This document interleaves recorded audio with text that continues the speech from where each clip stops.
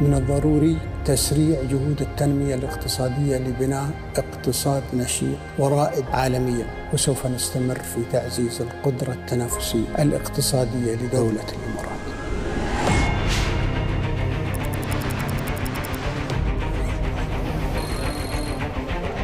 هنا في دولة الإمارات رسمت قيادتنا الرشيدة رؤية طموحة لجعل الإمارات مركزاً عالمياً للصناعة والتكنولوجيا المتقدمة بما يحقق الازدهار للمجتمع والاقتصاد.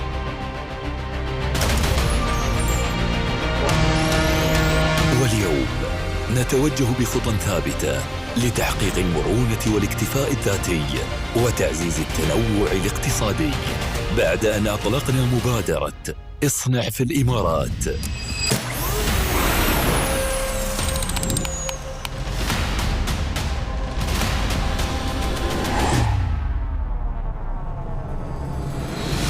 لإحداث أثر اقتصادي واجتماعي غير مسبوق يتمثل في نمو سنوي في قيمة الإنفاق الوطني عبر برنامج المحتوى الوطني الذي نجح في تدوير أكثر من 237 مليار درهم في الاقتصاد، منها 67 مليار درهم في العام 2023، وتمكين القطاع الصناعي كأحد ركائز اقتصادنا الوطني بمساهمة تناهز 197 مليار درهم في الناتج المحلي الإجمالي في عام 2023. وتصدرت دولة الإمارات المركز الأول إقليمياً في مؤشر الأداء الصناعي التنافسي الصادر عن منظمة الأمم المتحدة للتنمية الصناعية يونيدو. وعبر نسختي المنتدى حددنا أكثر من 1400 منتج يمكن تصنيعه محلياً كفرص استثمارية وبقيمة مشتريات 120 مليار درهم في السنوات العشر القادمة. تم تخصيص 62 مليار درهم منها، ويمكنكم أن تكونوا شركاء في هذا التحول اليوم والانطلاق من مكان يجمع السوق العالمي والمحلي معا ويوفر الفرص، حيث يجتمع الاستثمار والابتكار والنمو.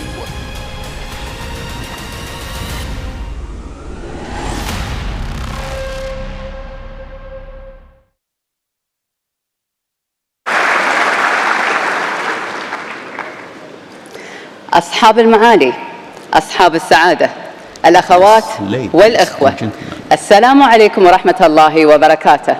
Good morning and welcome to the third edition of the Make It in the Emirates Forum. I am Fatma al-Mazroui and I will be your host for this event. Before we kick off, I would like to inform you that simultaneous translation is available on headsets. You can tune in for Channel 1 for Arabic and Channel 2 for English. Starting with a safety moment, I would like to remind you to follow your location's specific emergency and exit protocols in case of any emergencies happening. Today, at the Abu Dhabi Energy Center, we have no scheduled emergency drills. So in the unlikely event you do hear an alarm, please proceed to your nearest exit and follow the instructions given. ويا مرحبا بكم في الدورة الثالثة من منتدى. Welcome to the third session of the Mid-End UAE. This edition comes this year after enormous achievements over the last two editions, where today this edition will have so many support for the industrial sector. This industrial sector is very vital to the UAE economy to achieve the goals of the UAE, the industrial goals and technological goals. In these platforms that become a main pillar for the drawing the platforms plans and enhance collaboration between industries. This enormous number of investors, industry and pioneers and innovators as a testimony of this, the importance of this platform and to transform opportunities into reality. It is my privilege to welcome to the stage His Excellency Dr. Sultan Al-Jaber, Minister of Industry and Advanced Technology, to deliver his welcome keynote.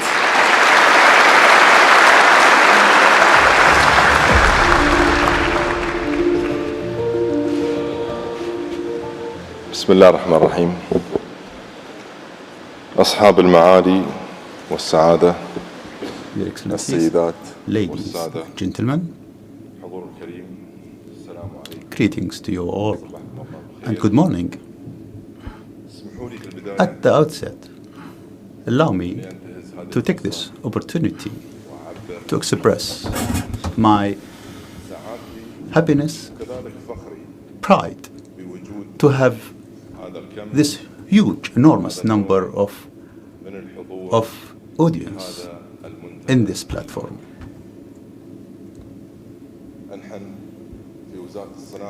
We're in the Ministry of Industry and Advanced Technologies.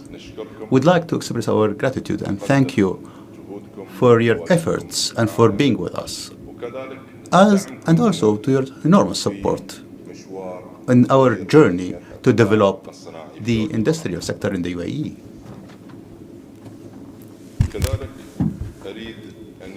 And also, I'd like to express my welcome. I would like to welcome you all on the third edition of this Made in UAE, this platform through which we try to bring together decision makers, experts, analysts, investors, pioneers, as well as media experts in the domain of industry and economy and investment and advanced technologies.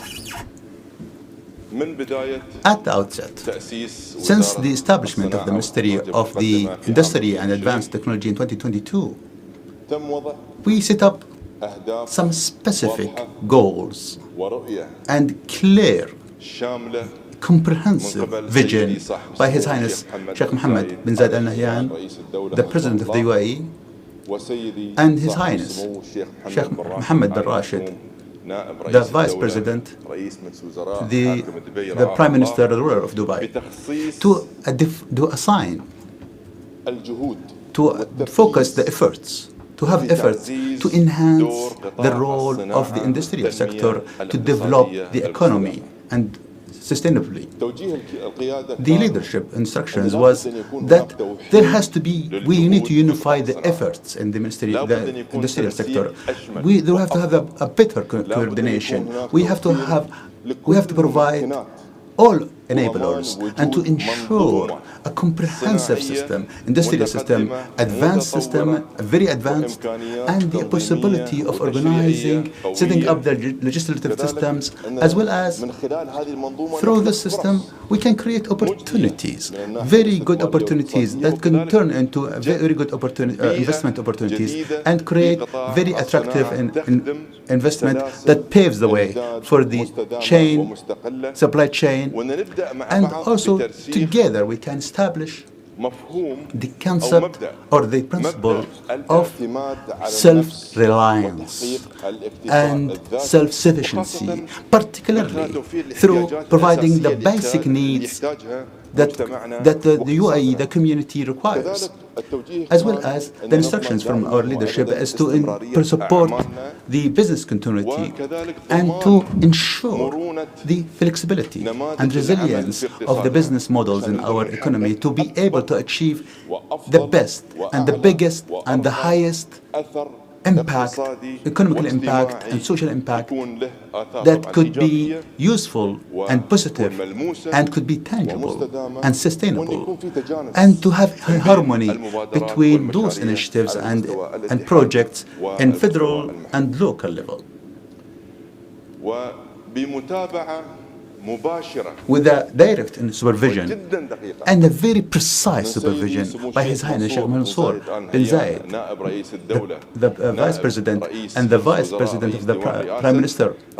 We focused on supporting local industry for products and basic needs for all activities, for all factories, as well as we worked closely with the operational entities and local and federal level. We ensured that the business continuity is there, and we launched the local strategies for industries, and we implemented a group of a number of initiatives and strategic initiatives, most of which update the industrial legislative law and to develop the enablers and incentives for the industrial sector. We launched the ICV, which was named the added value. ICV and the smart resources and the program of technological transformation and made UAE brand. And we launched enablers, industrial enablers, and the initiative of Industrial Network O. And this is a platform, create a platform for a new system for research and develop and support the advanced technology and a roadmap to reduce the carbon emissions, and the program to manufacturers.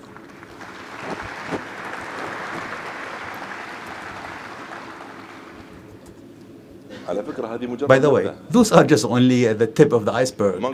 I didn't cover all the achievements, it's just only the tip of the iceberg. However, what is really interesting, that through those initiatives and those programs, we worked closely with all our stakeholders and partners to focus primarily on to have a support in each step we take to enhance our achievements to utilize the creative environment that UAE enjoys. UAE enjoys so many investment opportunities that could boost our industrial sector. Also, we focused on supporting local product. We help the local product operational. We provide operational enablers, funding, financing. We provided the request, the demand through. We ensure the captive procurement programs to ensure that the investor will have visibility, will have viable projects. We help investors to create opportunities to grow and to utilize the advanced technologies that help them to have a sustainable project. We focused on creating opportunities for the local people in the private sector by the program of the ICV and the Musanna'in program. And here I would like to, I need to take this opportunity and thank all partners who played a vital role in making this possible, whether the Ministry of Emirates and Human Resources or Barnamij NAFIS program that had an enormous impact and a direct impact and created a very big leap in the Emiratisation. I'd like to thank ADNOC and the private sector. For example, Ali Wawlada, Al Masoud, those private companies, NAFCO, EFCO, those local companies, Abdel Jalil Asmawi, the food, Schrumberger, Baker Hughes, Weatherforce. I'm very sure there are others that I haven't mentioned, but I'd like to thank everyone. However, I would like to repeat, through this platform, I would like to call on all our stakeholders, all our partners, to increase, to provide job opportunities for our brothers and sisters of the local people in the private sector. This is very vital and crucial. I would like to say that we focused on those initiatives to focus on one of the main goals, which is to access 300 billion dirham in the GDP by 2030. The good news is, by the end of 2023, the industrial sector contributed hugely in the GDP compared to the 2020.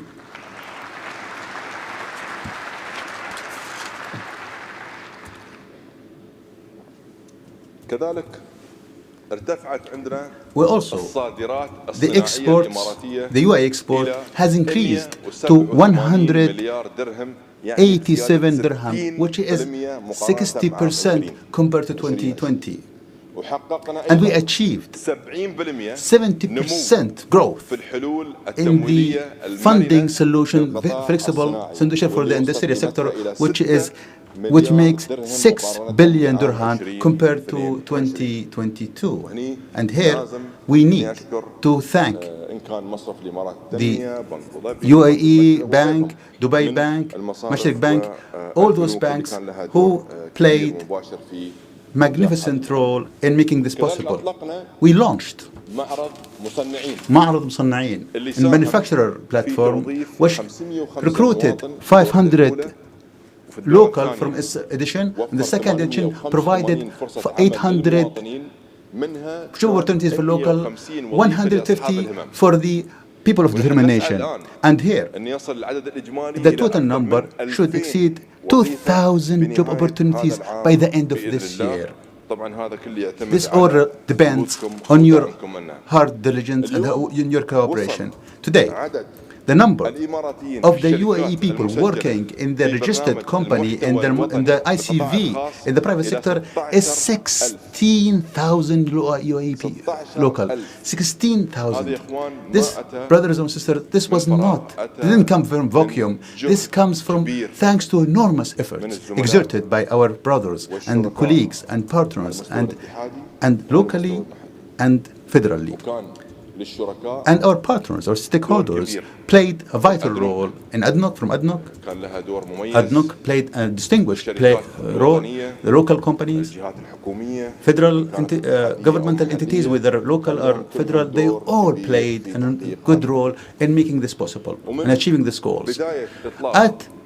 Since the inception of this program, which is the ICV, we redirected 237 billion to the UAE, has been integrated in 2020.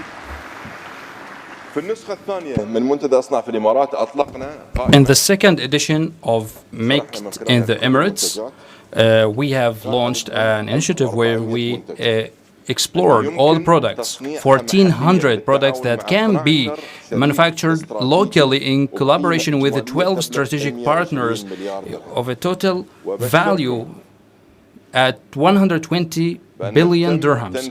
And I would like to reassure you that 52% of the captive procurement targeted to procure garment have been achieved for the 10 coming years, with a value exceeding 62 billion dirhams for vital products like medicines, medical supplies, plastic products, rubber products, textile, metal, piping,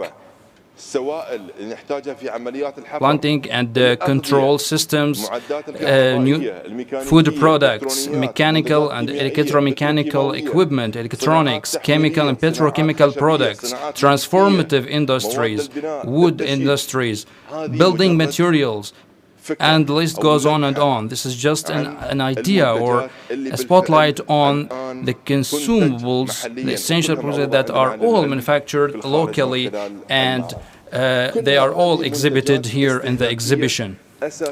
These are all essential and vital consumables that our society needs and our national economy. On this occasion, I would like to extend my thanks to our national manufacturers and companies that have provided these opportunities through the captive procurement program, such as Pure Health, ADNOC, Abu Dhabi National Oil Company, Etihad Airlines, Emirates Steel, Arkan, or for communication, and Emirates Global Aluminium, and I would like to say that I hope next year, when we gather next year, that we will have a larger number of national companies through that we can thank for their contribution or direct contribution and approved contribution in this domain for developing our national economy. The value of financing the projects out of these initiatives has reached 10 billion dirhams between 2021 and 2023, and this has been reached by huge efforts from Emirates Development Bank, First Abu Dhabi Bank, and Al Mashriq Bank, and I'm sure there are other entities and financing entities that have entered in this, and I would like to say thank you. And among the achievements of the previous period is that we have implemented an accelerating technological transformation in the industrial sector, and we have stimulated high-tech industries through financing solutions that reached the value of 1.5 billion dirhams last year, and our exports, national exports, have reached 2.9 billion dirhams in 2020, going up to 3.5 billion dirhams in 2023. Dear audience, distinguished guests, this wouldn't have been reached and achieved hasn't not been for the directives, vision, support, and follow-up of our wise leadership. And this wouldn't have been reached and achieved, in particular this type of achievement, had we not collaborated with government and private sectors.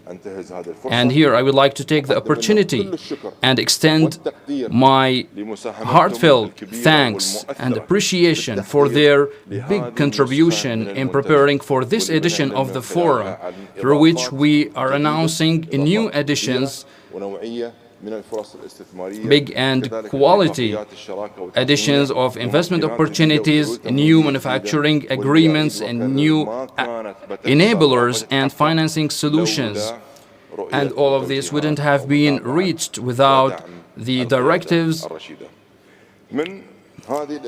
follow-up, and support of the wise leadership. Among these announcements, we have first dedicating additional 23 billion dirhams for procurement opportunities, guaranteed procurement opportunities for local manufacturing, and this will raise the total value to 143 billion dirhams for more than 2,000 products, including 20 billion dirhams from ADNOC and 3 billion dirhams from Pure Health.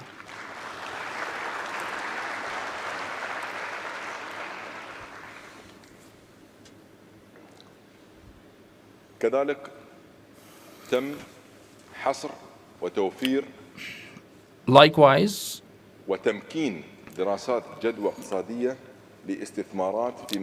economic feasibility studies have been conducting for new industrial projects for investments at the value of 20 billion dirhams. 3. Co-lending financing in collaboration or partnership with Emirates Development Bank and new commercial banks at the value of 1 billion dirhams to enable small to medium enterprises. 4. Competitive electricity prices for industrial companies in the Emirates of Ajman, Ras Al Khaimah, Al Quwain, Fujairah, in collaboration and partnership with the Ministry of Energy and Infrastructure and Etihad Water and Electricity Corporate Company. And here I would like to extend my thanks to my brothers and sisters at the Ministry of Energy and Etihad Company for their efforts and collaboration in this initiative. 5. We are launching innovation through artificial intelligence or AI-powered innovation, and there will be a financing of 370 million dirhams from Emirates Development Bank to support emerging companies or startups. At this forum today, winners will also be awarded in the Make It in the Emirates forum, by which we are boosting competitiveness and motivating companies, leaders, and individuals to take the initiative and adopt the best practices and advanced technological applications to upgrade their competitive capabilities. Sisters and brothers, of course, we do have a global economic challenges and geopolitical conflicts and climate change and its impact on supply chain. With all of this, we are striving to always be ready and preemptive and to have the ability to accommodate with all circumstances and have the agility and flexibility to transform these opportunities, these challenges into opportunities, where this will be positively and reflected in our community and economy. And thankfully, with the support of our wise leadership and through your contributions and the synergies, the country has been able to build an agile economy and capable of adapting with the changes. And here I would like to raise your attention to a very important point about the essential role of the private sector in this ecosystem. We are always appreciating your opinions and we rely on your networking to elevate our industries, support our economy, and localize vital industries, supply chain, and maintain the country's level of competitiveness. Among the most important strategic directives that we would like to focus on in the upcoming period is to work together to advance the skills and applications of artificial intelligence in all manufacturing processes, because we know that AI will be the main driver for innovation, cost reduction.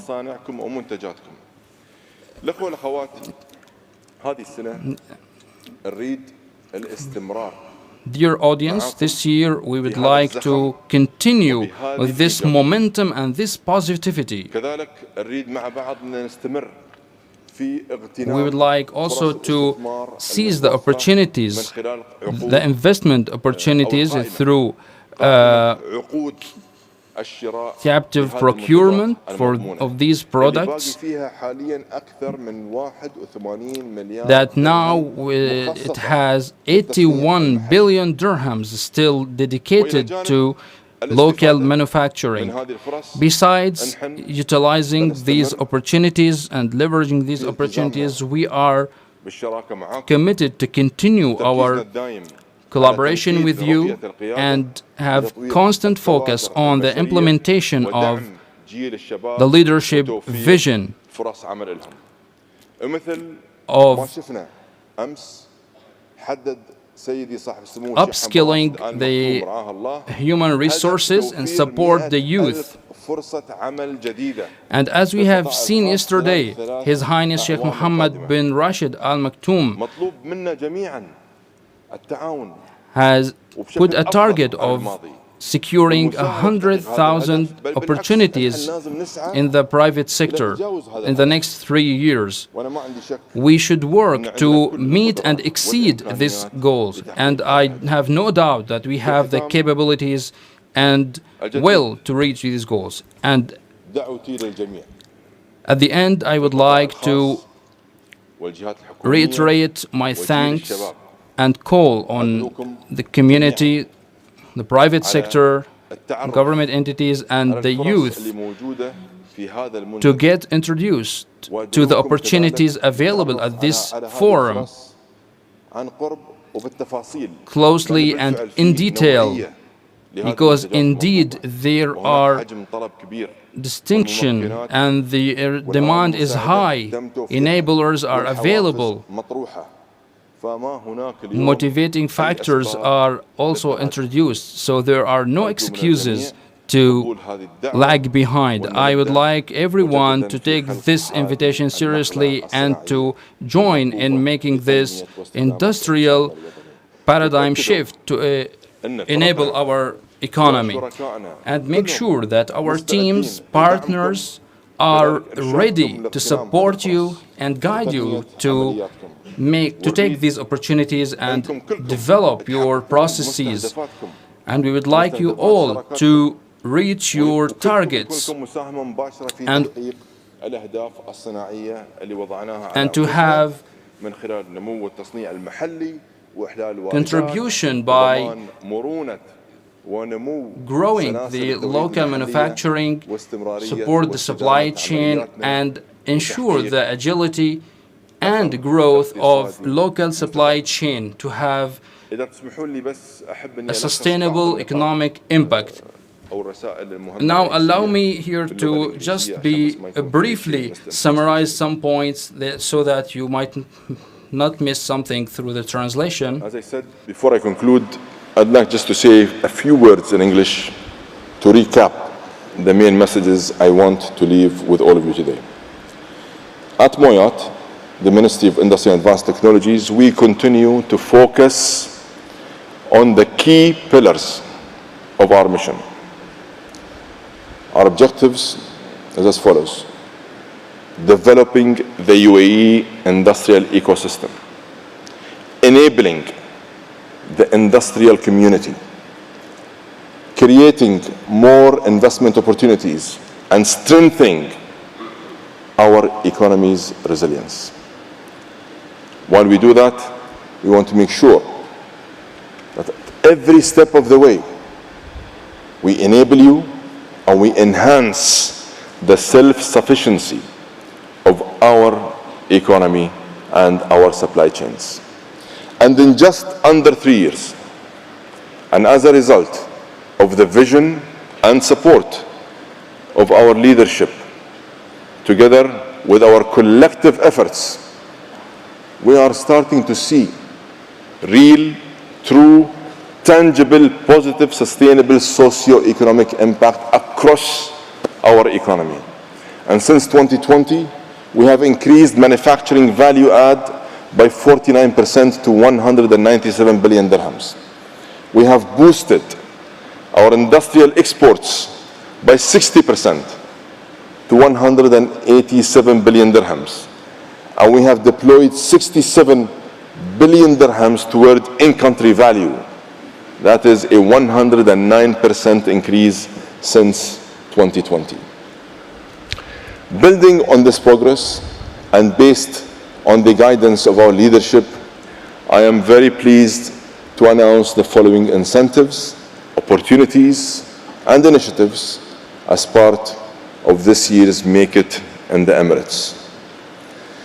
An additional 23 billion dirhams in offtakes, guaranteed offtakes, bringing the total value of captive procurement opportunities to 143 billion dirhams.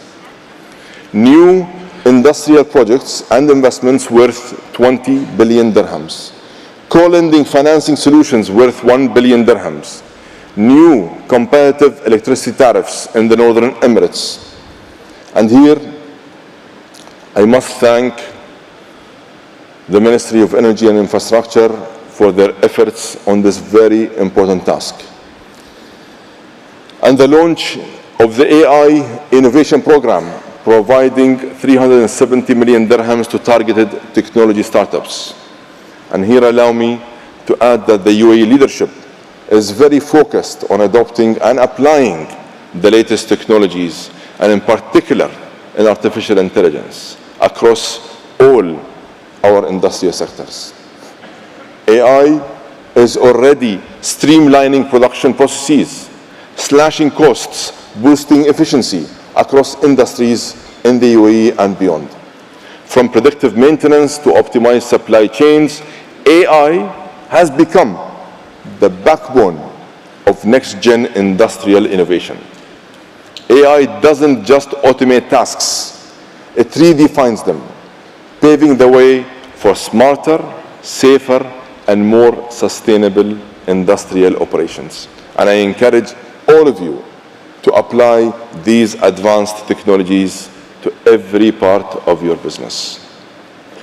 Ladies and gentlemen, in closing, I urge you to continue this positive momentum that we have started and maintained together. Let's all take advantage of the next 2 days to learn more about our many incentives, initiatives, projects, investment opportunities that are being offered throughout Make It in the Emirates 2024. Enhance the competitiveness of your business by engaging and rubbing shoulders against each other. And together, let's drive additional value for you, for your shareholders, your employees, and the UAE economy. I thank you once again, and I welcome you to the Make It in the Emirates Forum 2024. Thank you.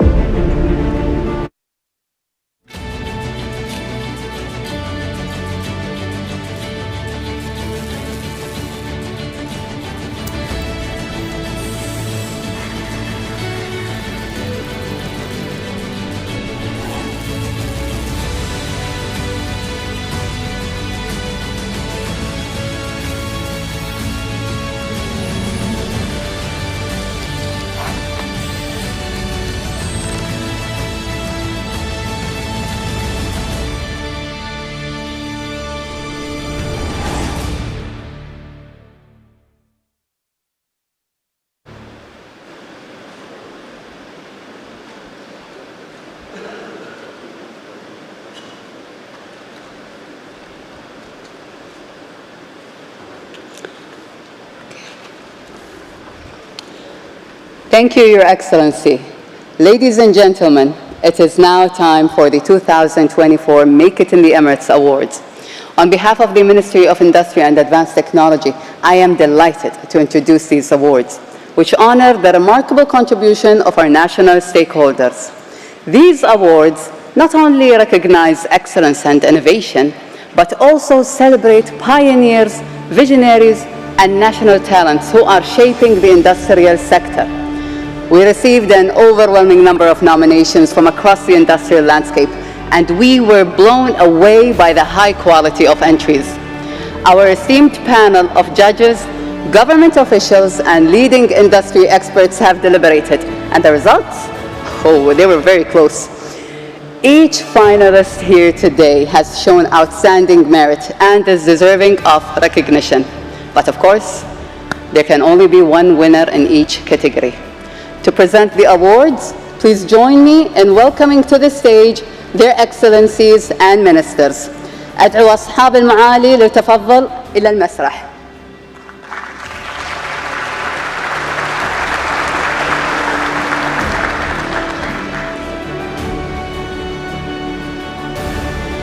Before we proceed with the awards, we kindly ask all winners to remain on stage until the end of the ceremony, at which point you will be asked to join us back for a group photo. And now, without further ado, let us begin. We will begin with 3 awards, which are linked to the National ICV program, honoring companies that are contributing significantly to national growth and development by localizing supply chains and creating jobs in the country.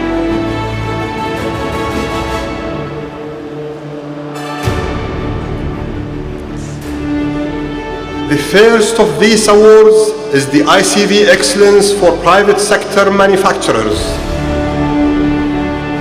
The finalists are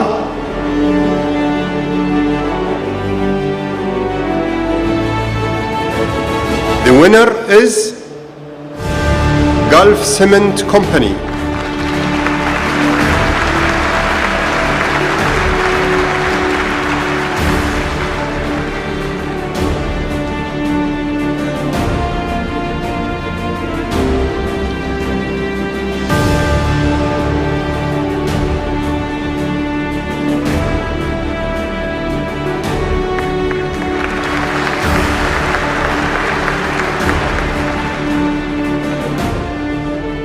Next is our penultimate award, the ICV Excellence Award for Semi-Government Manufacturers. The finalists are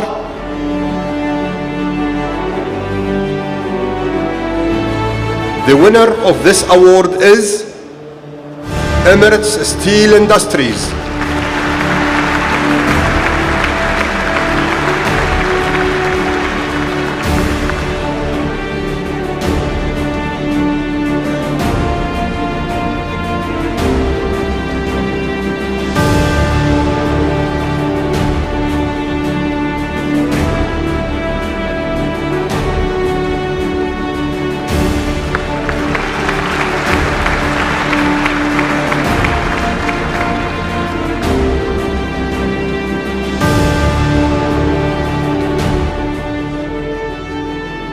Up next is the ICV Excellence Award for Service Providers.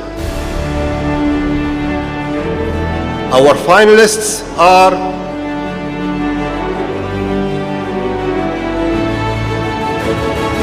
the winner is Silal Food and Technology.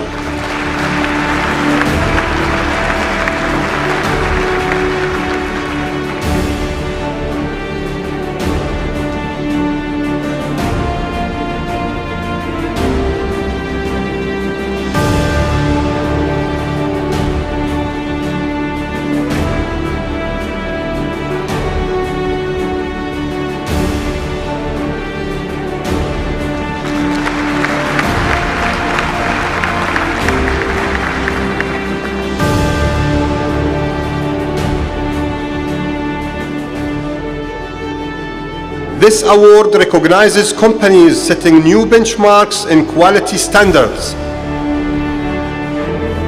The finalists are the winner of the Quality Standard Award is NMDC Energy.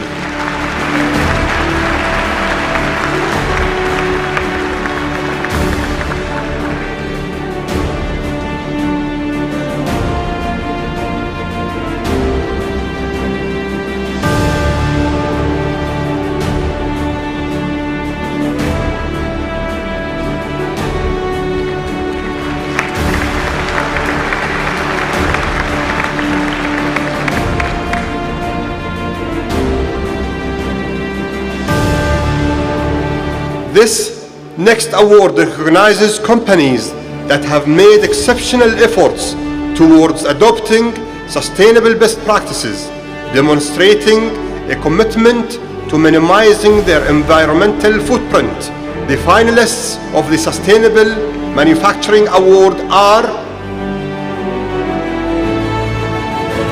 and the winner is Emirates Steel Arkan.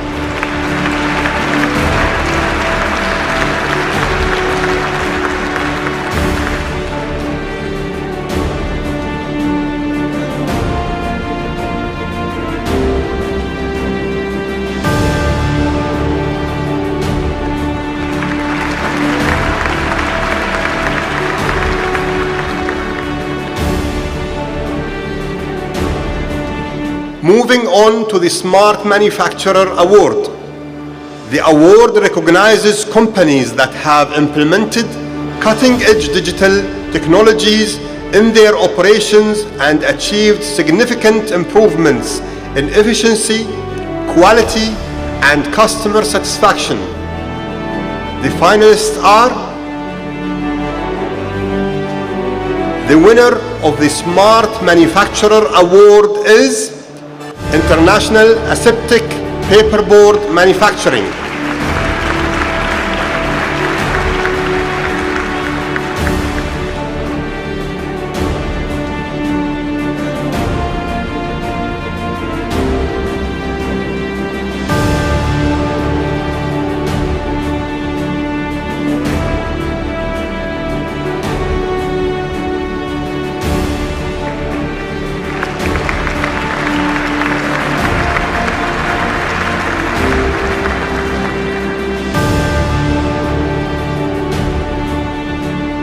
We now turn our attention to innovation. The Excellence in Innovation Award celebrates companies that have shown a commitment to innovation, research and development, and adopted cutting-edge technologies to drive growth and competitiveness. The finalists of this award are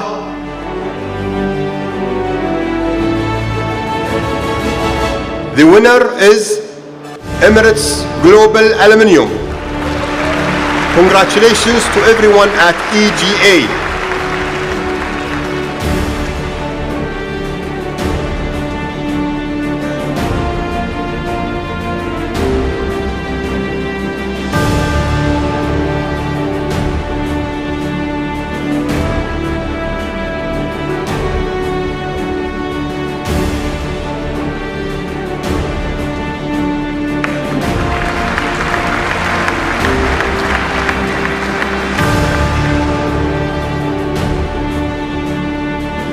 This next award acknowledges exceptional contributions to enabling the industrial ecosystem, as well as contribution to Operation 300 Billion and the Make It in the Emirates initiative. The finalists for the Industrial Strategic Partner Award are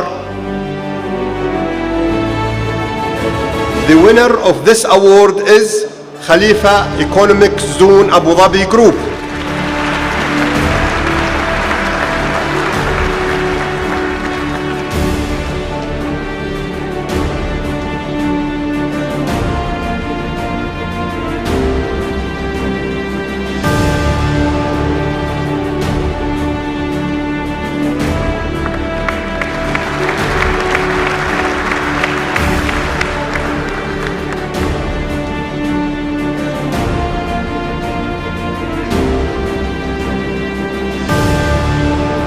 Up next in the Inspirational Leader Award, recognizing an exceptional individual who demonstrates outstanding leadership. The leader exemplifies integrity, excellence, innovation, social responsibility, and a role model in the industrial sector. The Inspirational Leader Award for this year goes to His Excellency Abdel Nasser bin Kalban, CEO of Emirates Global Aluminium. Congratulations, Your Excellency, Abdel Nasser.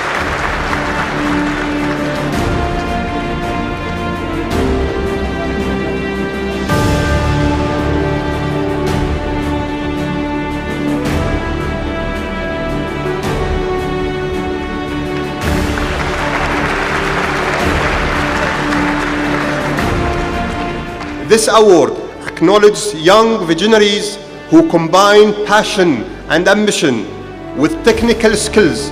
Our Young Talent of the Year is a truly promising future leader of industry. The Young Talent of the Year award for this year goes to Ahmed Mohammed Hassan Al-Haddad, Product Owner at Emirates Global Aluminium. Well done, Ahmed. Your journey to success is just beginning.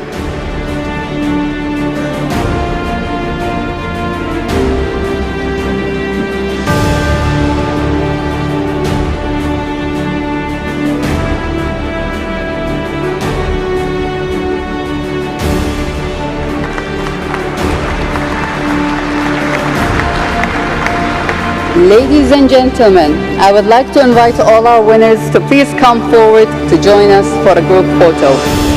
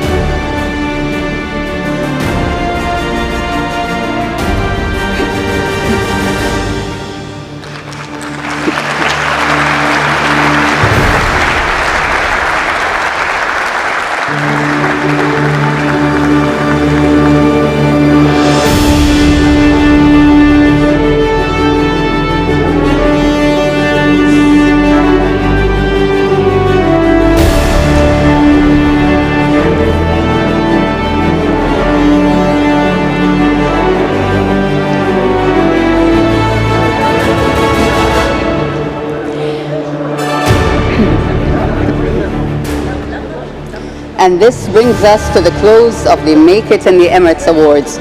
What a remarkable ceremony it has been, celebrating the best and brightest in the industry. Congratulations once again to all our winners. Please join me in extending a heartfelt thanks to all our partners whose support made this event possible. A round of applause to our diamond, gold, silver, and bronze sponsors. In addition to our knowledge partners and Make It in the Emirates Startup Competition sponsors.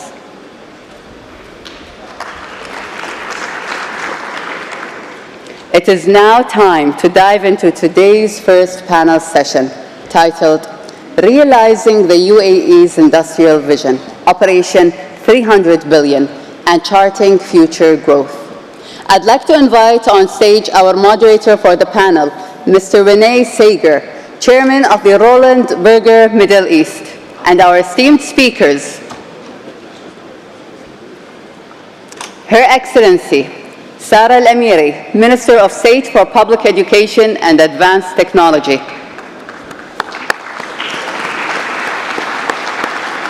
His Excellency Badr Al-Ulama, Director General of Abu Dhabi Investment Office.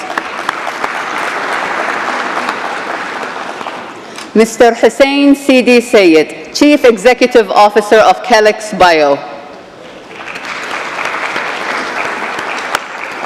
And Mr. Satish Pai, Managing Director of Hindalco Industries.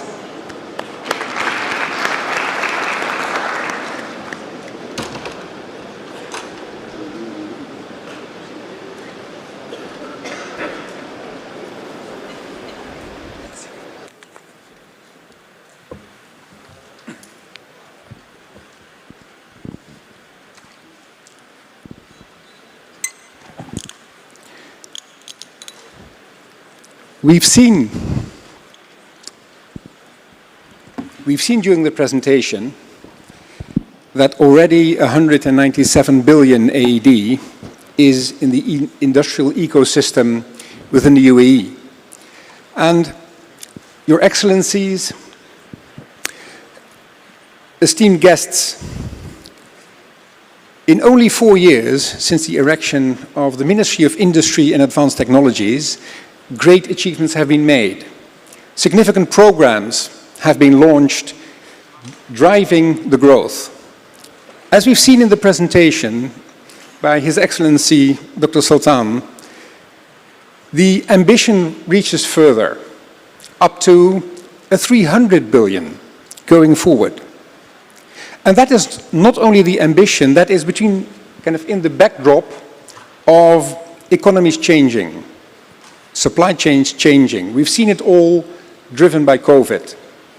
The supply chains ask for more local resilience.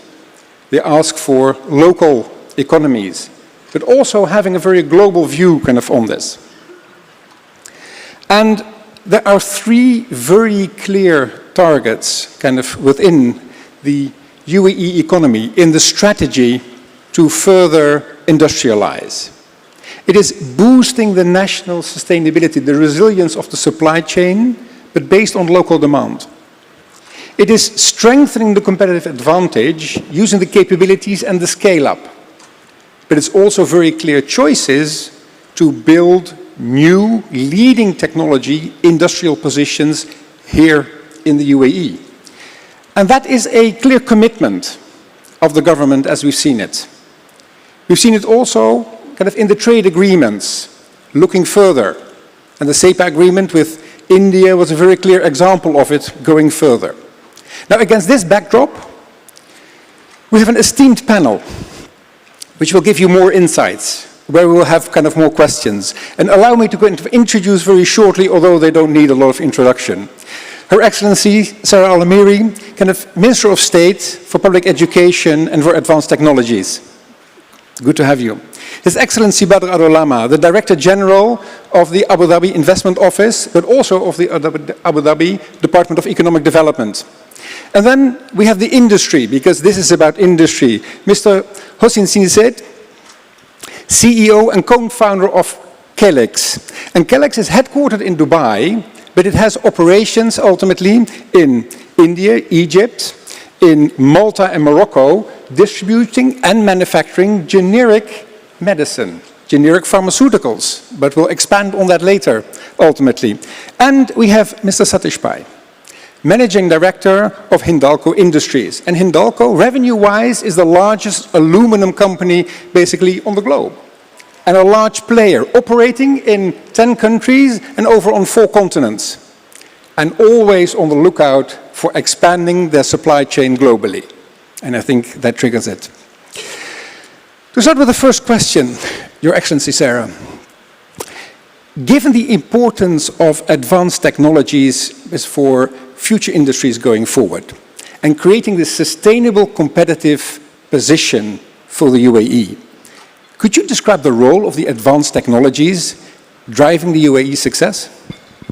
Thank you, and a very good morning to everyone. Thank you for joining us here at the Make It in the Emirates third event that is bringing us together to unlock further potential. Prior to going into advanced technologies, we need to look at under the hood of what got us where we're at today. His Excellency Dr. Sultan mentioned a 49% increase in manufacturing value add in the last 3 years since the establishment of the ministry. That did not happen overnight, nor did it happen by coincidence. There was a concerted effort working together with our partners across the industry to ensure that we unlock every single potential across the value chain. The first is ensuring in-country value through the in-country value program. And that allows us to expand not only on production locally, but it allows us to expand further competitiveness into our local industry and existing industry. The second is further diversification of our industrial players. And that includes tapping into new, untapped sectors, some of them driven by technologies and others driven by potential of expansion, and that creates a ripple effect, especially with the offtake agreements that were announced in the previous 2 sessions. We come to technology. Technology unlocks for us 2 new potentials. The first is increasing the competitiveness of our local industry, and we saw several players in the Make It in the Emirates Awards that have harnessed technology across their entire production value chain and have revamped their companies to be reliant on technological advancement and technological utilization.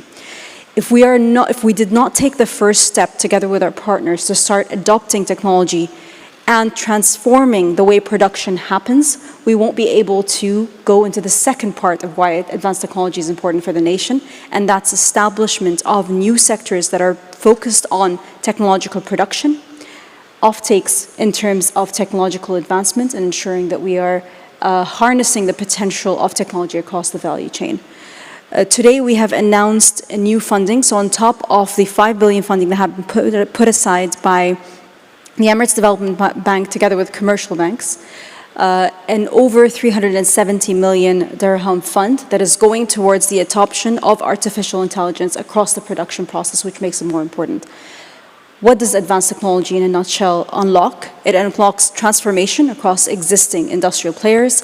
It expedites the ability to produce at a higher and more competitive level.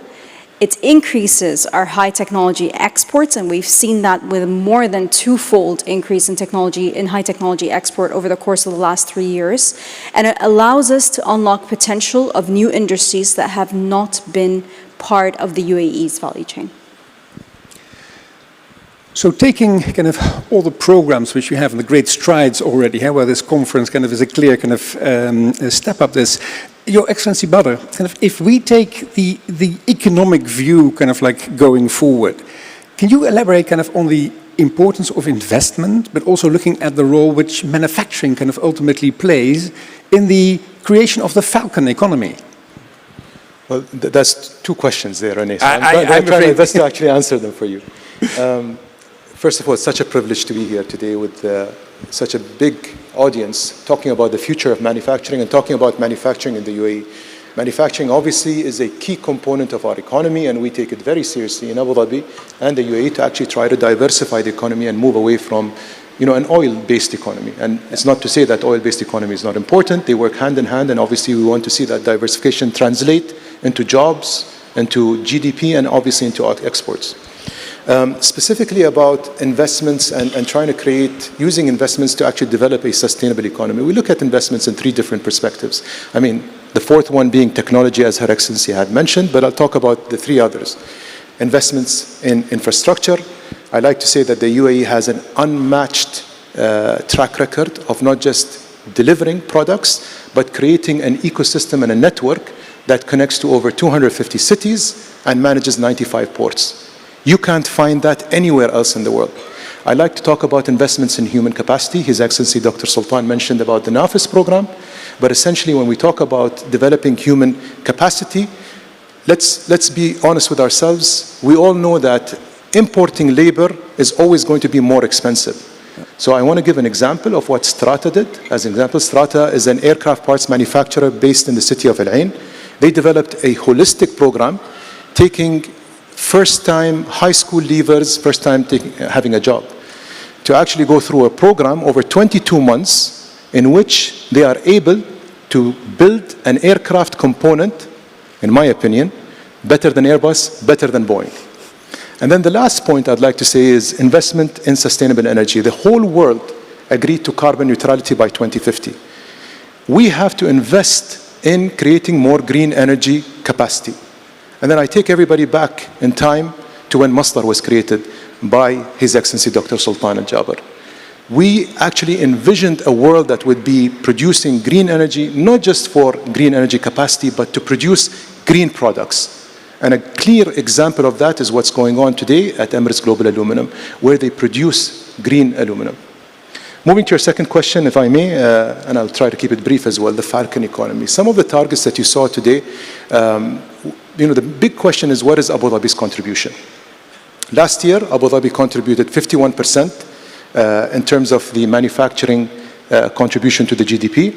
We see that going forward by 2031, Abu Dhabi will continue to contribute more than 50%. And I say that with confidence because we have an economic agenda that is going to try to triple the GDP contribution by 2045. We have developed 13 new and 13 new and old economic clusters to actually outline 150 different investment opportunities. More than 50% of that is going to be directed towards the manufacturing sector. I hope that answered your question, Renee. I think it did. I hope it inspires a lot of people here to make use of it and to tap into it. And perhaps, Satish, that is a nice bridge, kind of as being a large, basically, player kind of in the market, the largest kind of in aluminum revenue-wise, operating around the globe, having this global view, also considering the UAE. What are the key benefits you see from the UAE in your supply chain? Yeah, thank you, Renee, and privileged and honored to be here today. I think it goes back to what His Excellency Sultan Ahmed and Mr. Badr and Your Excellency just said. It's about developing an industrial ecosystem. So if you look at it, I think the UAE has already done that in the oil and gas sector. And now an opportunity exists to diversify beyond that. And I think that with EGA, UAE is going to be one of the largest aluminium producers in the world, upstream-wise. Now, the natural step then is to take that upstream and diversify into value-added downstream. So I think for us, we see that opportunity of diversification into high-quality manufacturing of aluminium products here. Also, externally for Hindalco, we are present in Europe, we present US, South America. I think the gateway to the Gulf, the gateway to MENA, the gateway to Africa, because of the infrastructure and the strategic location, I think for us is UAE and Abu Dhabi. So I think that location strategically, as well as the availability of the upstream aluminium, makes it incredibly attractive to an international aluminium player like us. So it's and the local demand, and it is the hub function, basically the region kind of yes. at large. Do you see kind of like other opportunities which can be done, kind of even expanding on that? Yeah, I think that, the way the whole industrial ecosystem works is once you start what I call the first manufacturing product, and you put the plant, then the whole ecosystem around it builds, because you go from upstream aluminum to rolled and extrusion, and then you start to make finished products out of aluminum, which is foil, building ACP, advanced manufacturing of phones. So that whole ecosystem can then build. So I think that the step that is required here in the UAE is to go, just like you did in oil and gas, is to go from upstream to value-added downstream manufacturing. And as you said, then the growing parts of the market are all around here. Let's not forget India, which we just signed an FTA with UAE, and that's a market sitting just right there for manufactured goods. So I think a huge market, availability of infrastructure, strategic location, and the raw product. Which creates a great opportunity to rethink part of the supply chain and building on it. Your Excellency, but you already mentioned and gave an example, and we just heard about the opportunities in the metal space. But there might be other and more sectors ultimately to which can be transformative, which can help really in building sectors. Could you elaborate on that, please? Actually, the best example I can give, and I mentioned 13 different economic clusters, but the best example is the smart and autonomous vehicles industry. We take it from a perspective that Abu Dhabi should be the frontier. And what do I mean by being the frontier? Leading from the front and leading from here. Yeah. This is exactly what we did with the smart and autonomous vehicle industry. Was it October? No, October, we did the launch. We told the world that we're going to be the capital, the destination for all the different applications of smart and autonomous vehicles across air, land, and sea. Yeah. 6 months later, we had a major event where we invited the world to come to Abu Dhabi and demonstrate it. In those 6 months, Rene, we signed up with 15 companies. We have 20 in the pipeline. And moreover, in those 6 months, we had the first manned air taxi flight that happened out of the city of Al Ain through the efforts of this initiative. So I see that, unlocking these new clusters, which are at the cusp or at the verge of actually transforming our world, the way that mobility will be seen in the future, the way that we will transport, the fact that perhaps when I come from Dubai to Abu Dhabi, I might be sleeping in the car, knowing that I will arrive safely and gain another hour of sleep on the drive, right? This is what's shaping the future of manufacturing. This is what's shaping the future of the economy. And guess what? Abu Dhabi is the frontier. Exactly, and I think as you gave this transformative approach, we know how quickly that industry grows. That also kicks back into industries, education, people, and localization of the manufacturing. Now, given that you're also on the Mubadala board, there is also a good example, Hossein, over to you, as in you've been growing, building and producing generic pharma products and basically distributing them to over 40 countries, growing. Now, your company was acquired in January, if I got it correct, in 2024 in this. So how will this new shareholder allow you to give further footing ultimately to the strategy of the UAE in manufacturing and perhaps your own? Fantastic. René, thank you very much for having me, and an immense pleasure to be here in front of His Excellencies and such a wonderful audience. Our life has changed quite considerably since the acquisition by Mubadala. Think of it this way. We were an emerging markets focused manufacturer of generic medicines, and since the acquisition of Mubadala, our scope, our purpose, and our vision has changed quite considerably. But let me unpack this for you. So first and foremost, just to respond to the impact that we have to have in the UAE, we will be announcing the acquisition of 4 manufacturing sites here in the UAE, and that solidifies considerably our manufacturing presence, our manufacturing footprint, and our ability to cause impact to the procurement of medicine, the cost, the availability.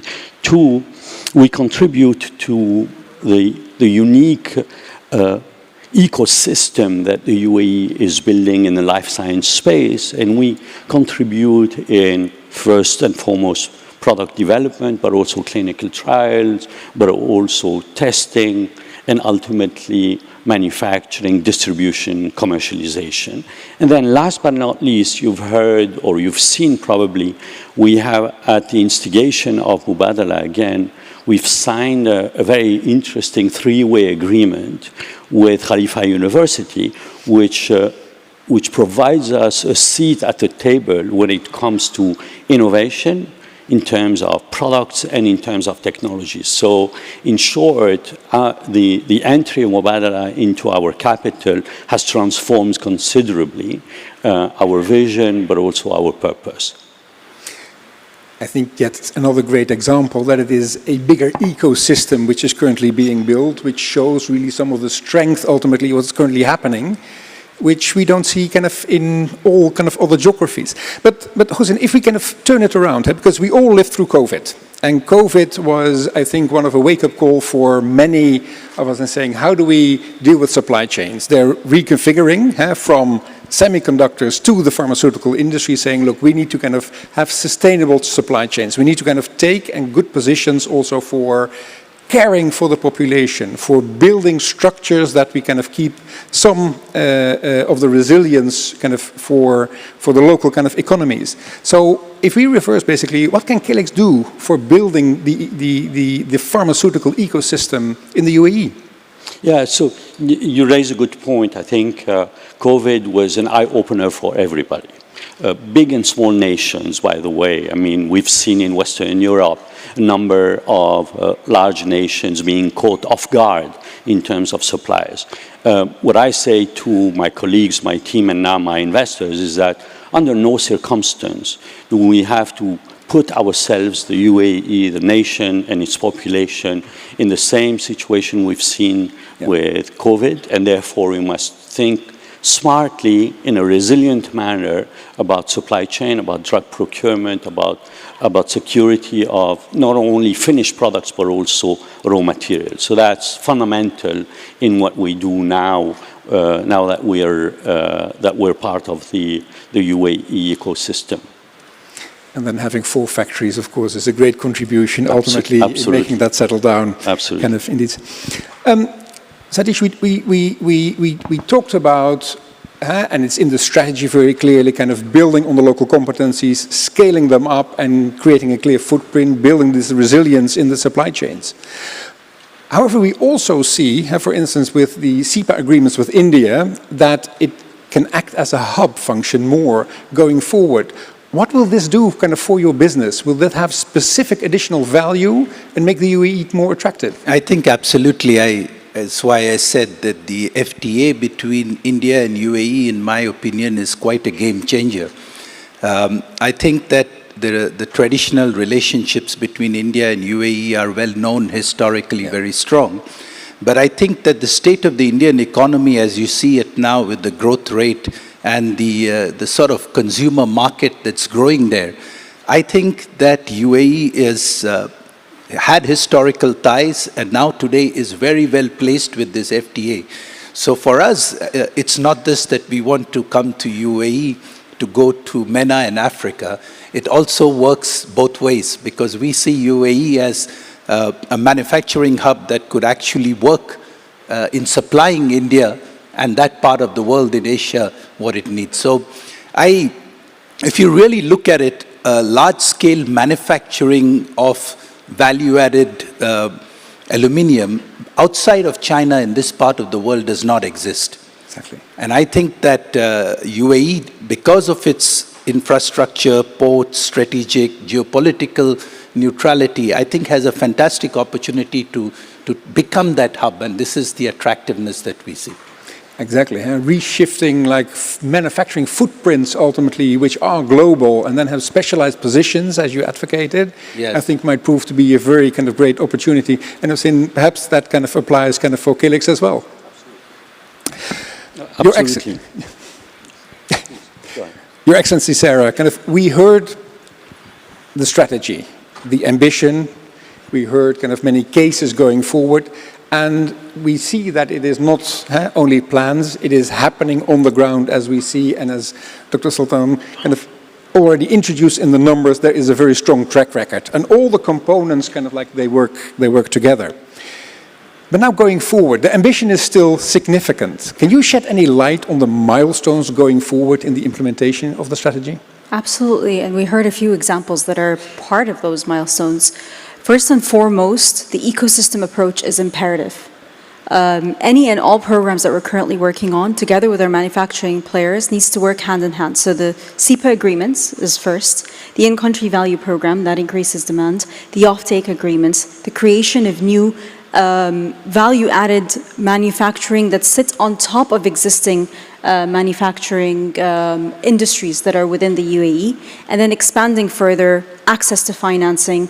Increasing the talent base becomes very important locally, and that comes in through the ICV program, but also comes in through various programs that the ministry is taking on board to ensure that you're increasing the local contribution into the industrial players, and that creates a ripple effect down the line in creating more manufacturers and increases the number of subsidiary industries that form from our core industrial players across the country. And lastly, ensuring that we're continuing to diversify in terms of production processes and competitiveness. And that includes the increased adoption of technology across our current industrial players, because that increases your competitiveness, lowers the cost of production, ensures that there's no waste across the production process, and also ensures that you're lowering emissions from manufacturing, that allows you to even tap into markets that have restrictions when it comes to that. So holistic effort, whole of ecosystem, includes both policies and on-the-ground actions, and it's supported across the entire industrial spectrum. For once, the ministry has changed from a traditional ministry of policies and supportive programs to one that supports the growth of an entire ecosystem. And our ministries, everyone here, who are partners in its growth, partners in its development, and partners in addressing the key challenges, but more importantly, in harnessing the opportunities across the industrial spectrum for the country. And I think that creates from a competitive perspective, a fundamental different outlook that makes the UAE very attractive to make it in the Emirates. I want to thank you very much for elaborating the panel and giving the insight. And I think in the next few days, hopefully for everybody, there will be opportunity to further go in depth, and let's make it happen. Thank you. Thank you.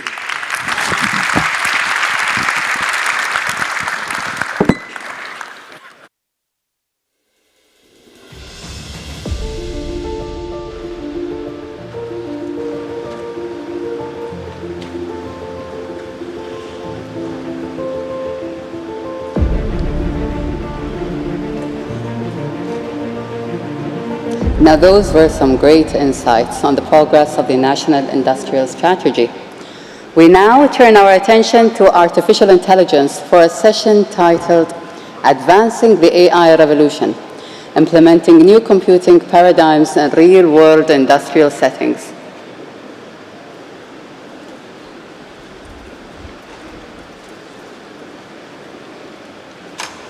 I would like to invite on stage His Excellency Faisal Al-Bannai, Advisor to the President for Strategic Research and Advanced Technology Affairs, and Mr. Dan Murphy from CNBC.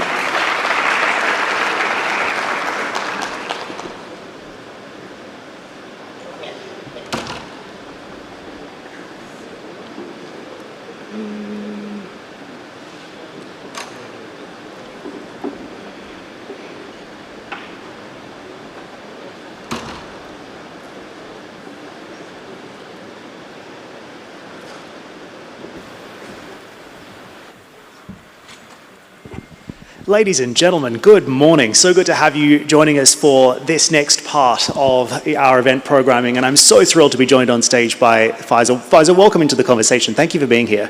Thank you. Thank you for having me. And I appreciate your patience while we did some quick interior decorating here. So let's jump straight into the conversation. And I'd like to build on from where our last panel literally just left off. So Faisal, first of all, what industries in the UAE are leading the way when it comes to AI adoption? This is obviously such a big thematic in the country right now. It's going to be a key enabler of growth in the future. So where are we seeing the real world impact today? I think today, if we look at the journey of what's happening in AI, I mean, AI is not a new phenomenon, is not a new thing. But at least in the last 18 months, there has been definitely a major spike and where AI is used and the capabilities of AI. So I think some of the early sectors that will be benefiting from AI and leveraging AI, the service sector, everything from as basic as call centers to other service sectors where whether you're referring to verticals like medical vertical, or whether you're referring to education vertical or other verticals, these verticals can be dramatically enhanced with the leverage of AI. It's not that AI is replacing the doctor. It's not that AI is replacing the teacher.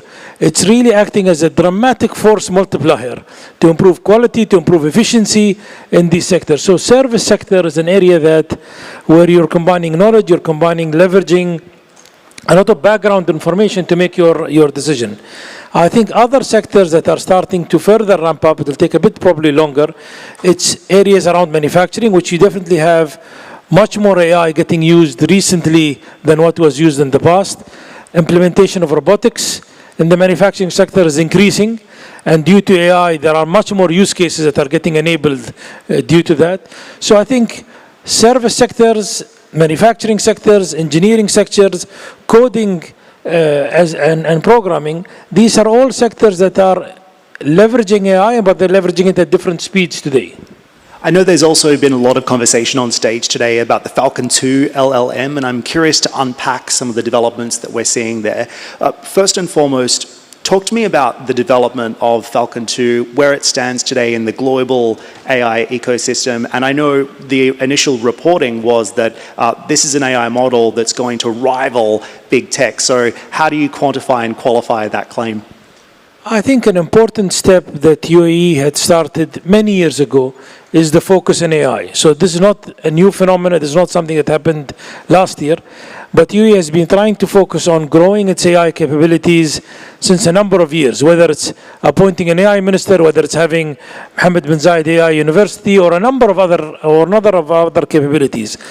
What we've been doing, at least in TII and under ATRC, is heavily focusing on ensuring we have our own AI capabilities. And today, AI is closely associated with generative AI. I mean, that's today the current growth path in AI.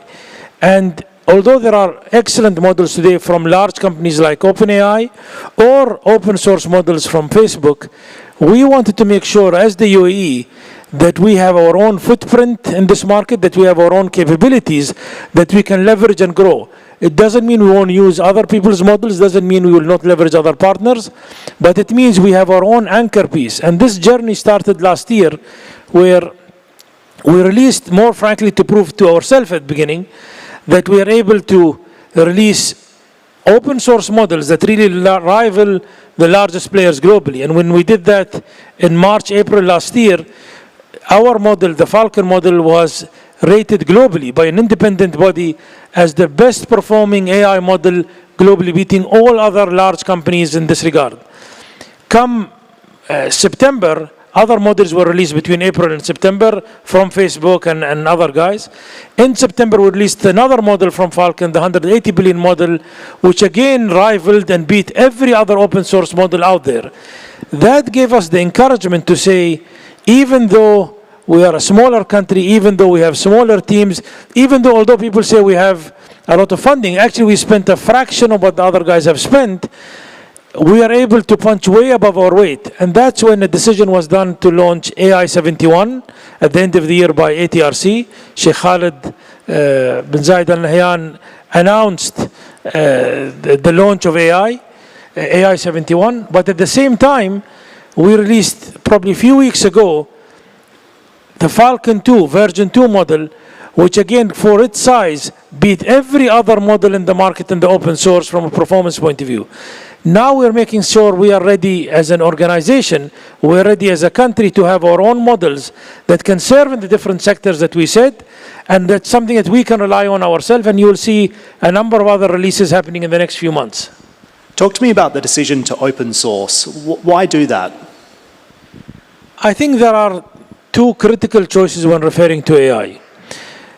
You can leverage AI, and forget Falcon for a second, you can leverage AI by using a closed source model that belongs to a company. And I think there are many use cases that's fine to do. But if we are leveraging AI to deal with sensitive data in the oil and gas sector, in the medical sector, in the defense sector, and in government sector, it means if you're using a proprietary model, it means your entire data that you need processing, that you need the AI to process, is actually going to that vendor's server. That vendor's AI server is processing it and is sending you back the information. Some use cases is fine, but sensitive data use cases, this can be, in my view, detrimental to the sovereignty of a country, to the sensitivity of the data you have. So I think there will be two types of AI models out there in the world. There will be the proprietary models that are served centrally by the vendors, and there will be other models that can be served while on-prem with the client or on-prem under the client's control that can act as a white box instead of a black box. It's not just about the sensitivity of the data, but it's about ensuring that you don't wake up next day and the AI that you're using, someone changes an algorithm in it that instead of, when you're asking it a question, instead of saying left, it starts saying right. Instead of saying up, it starts saying down. If you don't control that AI, you have no control on what that AI is going to say. And if it's going to be part of the fabric of our society, I think countries, companies, and individuals need to be conscious what AI is using for which use case. And us opening up Falcon as an open source is a contribution to the world to be able to say, come join hands with us. And we've launched something called the Falcon Foundation, very similar to the Linux Foundation. And you'll see a number of activities happening now where we're encouraging other players from around the world to contribute to that open source so that we gain and they gain, and we can all build our own proprietary solutions on top of it. And hence, that's a key motivation for us to create an alternative rather than just having one option to the world. Well, I know around the reporting of Falcon 2, one of the more unique and, I guess, remarkable things that it can do is convert visual inputs into textual outputs. Explain to me the real-world use case for that and why that's so important. I mean, if we look at when ChatGPT opened all our eyes around 18 months ago in terms of what can happen with AI. And at that time, we were all just chatting to it, basic chats, and we were intrigued to actually feel that there is a human-like person on the other side really chatting back to you and having a conversation with you. It was a new experience to the level of quality that was coming out. But it was still very basic. 18 months ago, it was a basic conversation, not too sophisticated in that regard. There was no visual, there was no voice, there was nothing. Even when, around 12 months ago, when you were asking the AI to create a scene for you, whether it's a movie scene or whatever it may be, I mean, the movie scene looked as if the individuals' faces looked as if they were aliens in that regard. I mean, they were deformed faces that wasn't really functioning. And people said, it's probably going to take another 3-4 years until this matures. Today, with AI that is multimodal, meaning you can talk to it, voice-wise, text-wise, image-wise, the possibilities now that are not, I'm not referring to what will happen 24 months from now. In government departments or in companies, a basic use case, inspections. Today you go around and whether you're in municipality, whether in health authority, whether in whatever authority, you have a number of inspections around town. That AI today, that image, can look at a picture, can look at a video, can understand what's in that image and video, and can actually produce a report for you without the person writing the report. So whether you're running inspections, whether you are a doctor, and you have the X-ray that is just produced, and if that AI can start telling you, here's where the tumor is, here's what I think the issue is, you've just saved a lot of time of bringing the specialist to look at that report. So multiply that in the medical field, multiply that in the regular field when I say inspections, multiply that in the engineering field. The combination of now having the AI that can see, having the AI that can understand an image or a video, and having an AI that can actually have not just a conversation, but gradually have a certain level of reasoning and planning. It's not fully there, but it's dramatically improved from a year and a half ago. The possibilities of using it from education to planning to analyzing things to producing reports and doing analysis for you are tremendous. And some of them are available now, and some of them will just increase dramatically in the next few months. Isn't that extraordinary? I mean, and Faisal explains it so well, but I just think it's remarkable that we have AI that can do that today. Just as an extension to that, at what point will we see this being deployed in the real world? And when would you say this is going to be in my hands, for example, where I'll be able to use it? Oh, it is already getting deployed. I mean, if we look at us and what a number of other companies do, in AI 71, we're already deploying the medical doctor to a number of hospitals in pilot. We're already deploying the legal solution to a number of firms around there. We're already piloting the construction tool where it helps developers like, for example, Eldar or Mudun or whoever, interact in a much faster way with the municipality to approve designs and applications that they submit. So this is not something that we're saying, well, it might happen in a year from now or 2 years from now. There are a number of solutions that are getting deployed today. And yes, today these solutions, I would call them version 1, but they are dramatically and they're increasing in an exponential pace in terms of the capabilities that they can do today across multiple fields in this regard. So it's extremely exciting, and I think where it's useful for us in the UAE, with such a population that you have, it acts as a dramatic force multiplier. It's a major opportunity for startups. A 5-man team, a 6-man team today can perform an output level of a 100-man team. So the possibilities are dramatic, the opportunities are dramatic in leveraging AI, and let's start by using what's there today and just start planning your business and your operation to what's coming the next 12, 24 months. So many questions about the ethics of all of this as well, and ultimately how you can deploy this artificial intelligence in a responsible way that doesn't impact people and humanity negatively. At the same time, when it comes to these LLMs, often there is this question of explainability as well. Does the AI explain how it comes to the conclusion that it does? How are you thinking about some of these challenges, Faisal, and how do you deploy this technology in the safest, most responsible way? One interesting learning curve I went through when learning about AI, and I'm not pretending to be an expert in any means or form. In the early days when we were developing the models and others were developing different models, one of the questions that had come up was, okay, so do we know how the AI is actually coming up with its answers and how is it coming up with these conclusions? And when the team said, well, although we are training the AI, and although we are giving it the data, no one seems to be very clear, 100%, not just us, but even in the ecosystem, how on earth is the AI coming up with this answer?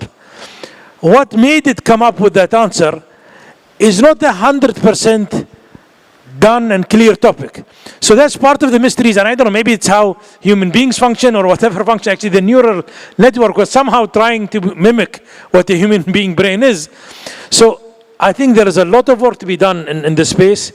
Our approach is by open sourcing and by collaborating with a lot of entities. I mean, we have over 100 universities in ATRC and TI that we collaborate with globally. From east, west, north, south, we really collaborate with everyone.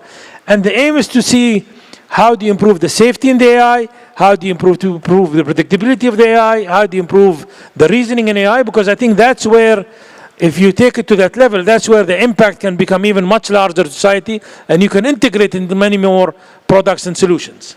Do you trust Falcon 2's conclusions and the outcomes that it reaches when asked to ask questions or tasked to solve a problem? I think today AI models across the board, if you will see every other provider, including us, we would normally be saying, here is the output from this model.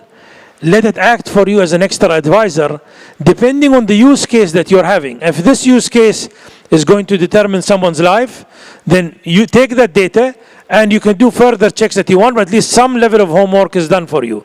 Now, if you're linking it to existing database, existing knowledge, I don't want to become technical, but into a specific vector database that you're reading from an actual database that you have, usually the results are much more accurate in that regard. If you're leaving it to purely read from its knowledge base, there is still a level of hallucination that happens in different forms of AI. And I think depending on the use case, I mean, if you're using it for social media to write an article for you, I think you can have it write that article, you can do a quick review, and it can shoot out. If you're using it for something that will determine whether we all stay alive or not, I would say we're still far away from leaving it on autopilot in this regard. You'd agree, folks? Everyone agrees with that? I think we're all pretty clear on that. So, Faisal, as we look to the next phase of this development, if you are a business leader, if you're a CEO working in the C-suite, or even if you're in government, how do you prepare the workforce that the changes AI will bring, and for the changes that AI will bring, and for the disruption that this is ultimately going to cause? I think this is a journey that different entities today are embarking on. One is a general understanding of what AI can do. At the end of the day, AI is not the magical bullet. It's not that it will do everything for us today.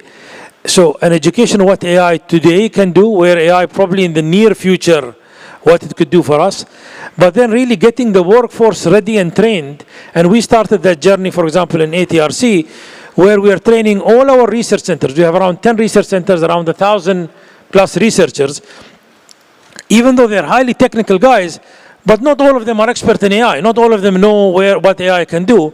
So we're trying to ensure we're training them on an understanding on AI, but then also training them on where they can leverage AI and how can they deploy their expertise to improve the value of AI. Because at the end of the day, AI is a platform. If you are a lawyer, if you're a legal guy, you could take what's there and you can further enhance that AI with your knowledge. So it's not just a one-way product. I mean, AI today is based on, it's as if you're really interacting with another individual where it can enrich you and you can enrich that platform. So I think a lot of organizations are going through an education part, are going through a part where you're training people of how they can leverage AI. But this is frankly also combined with a lot of areas where the country is driving, not just in AI, but related to this conference, on Industry 4.0 and automation. And it's a similar thing today that we are doing in Edge, and other organizations are doing, where we created a digital learning center. I think we've put through 5,000 of our employees in the last 18 months through that digital learning center to really teach them how do you leverage Industry 4.0, which AI is part of, how do you start functioning in that environment as opposed to a classical environment. And nearly half of our employees have already gone through the training. Over 200, 300 individuals today have advanced training of leveraging AI, but more importantly, leveraging the different tools in Industry 4.0. So I think we're all going through a massive learning curve on general education, but how do you start leveraging these tools and how do you start making use of it today? And that's the question, isn't it? And we are rapidly running out of time, but Faisal, I thought we could begin with a note on looking ahead. Is there anything about the pace of development in AI today that keeps you awake at night, or anything that you're concerned about right now that we're not talking about? I think today there are a lot of moving parts when it comes to AI. There is the talent part that you require for your development. There is the compute part from a hardware point of view. There is the energy part. There is the use cases and the data that you need to be able to enrich your AI. So I think as a country and as an ecosystem, we're trying to tackle this across the board. But definitely today, there are a number of challenges that are happening around where you need to start thinking, how will future regulations start affecting AI? How will future global regulations start affecting AI in this regard? And how mature will AI get to start getting used in different use cases?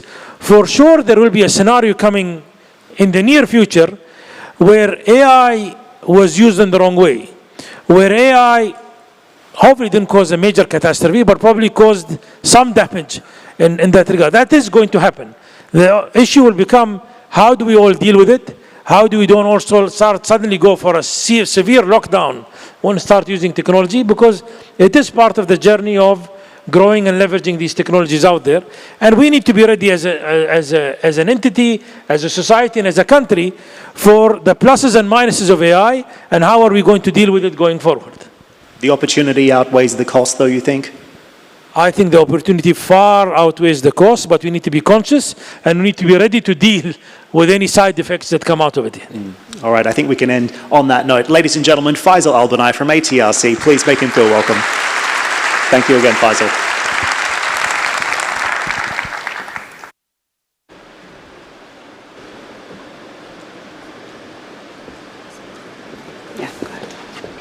Thank you for sharing those exciting insights. We will now take a break and assemble again at 2 p.m.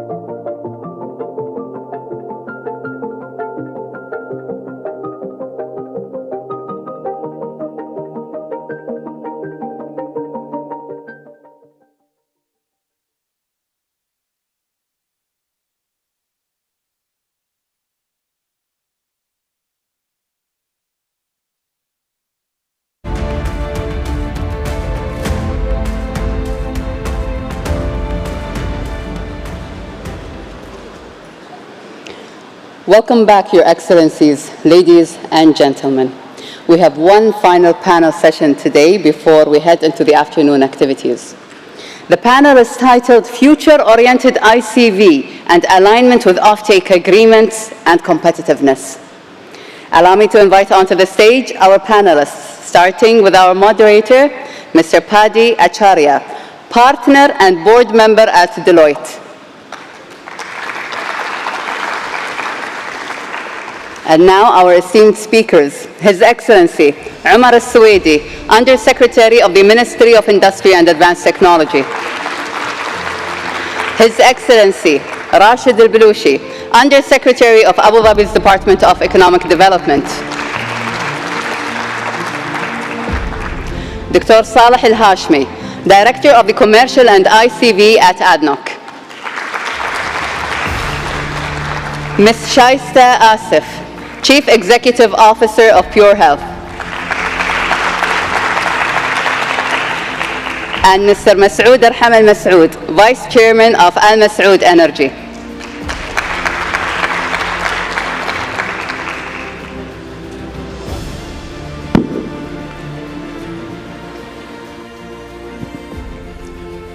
Good afternoon, ladies and gentlemen. What an awesome day. We had a lineup starting from Dr. Sultan to a wonderful panel, and what an interesting session on AI, which brings us into this session, a nice segue.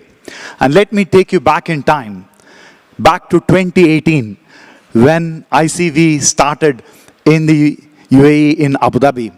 When ADNOC conceptualized ICV, many of us thought, what is this going to bring about?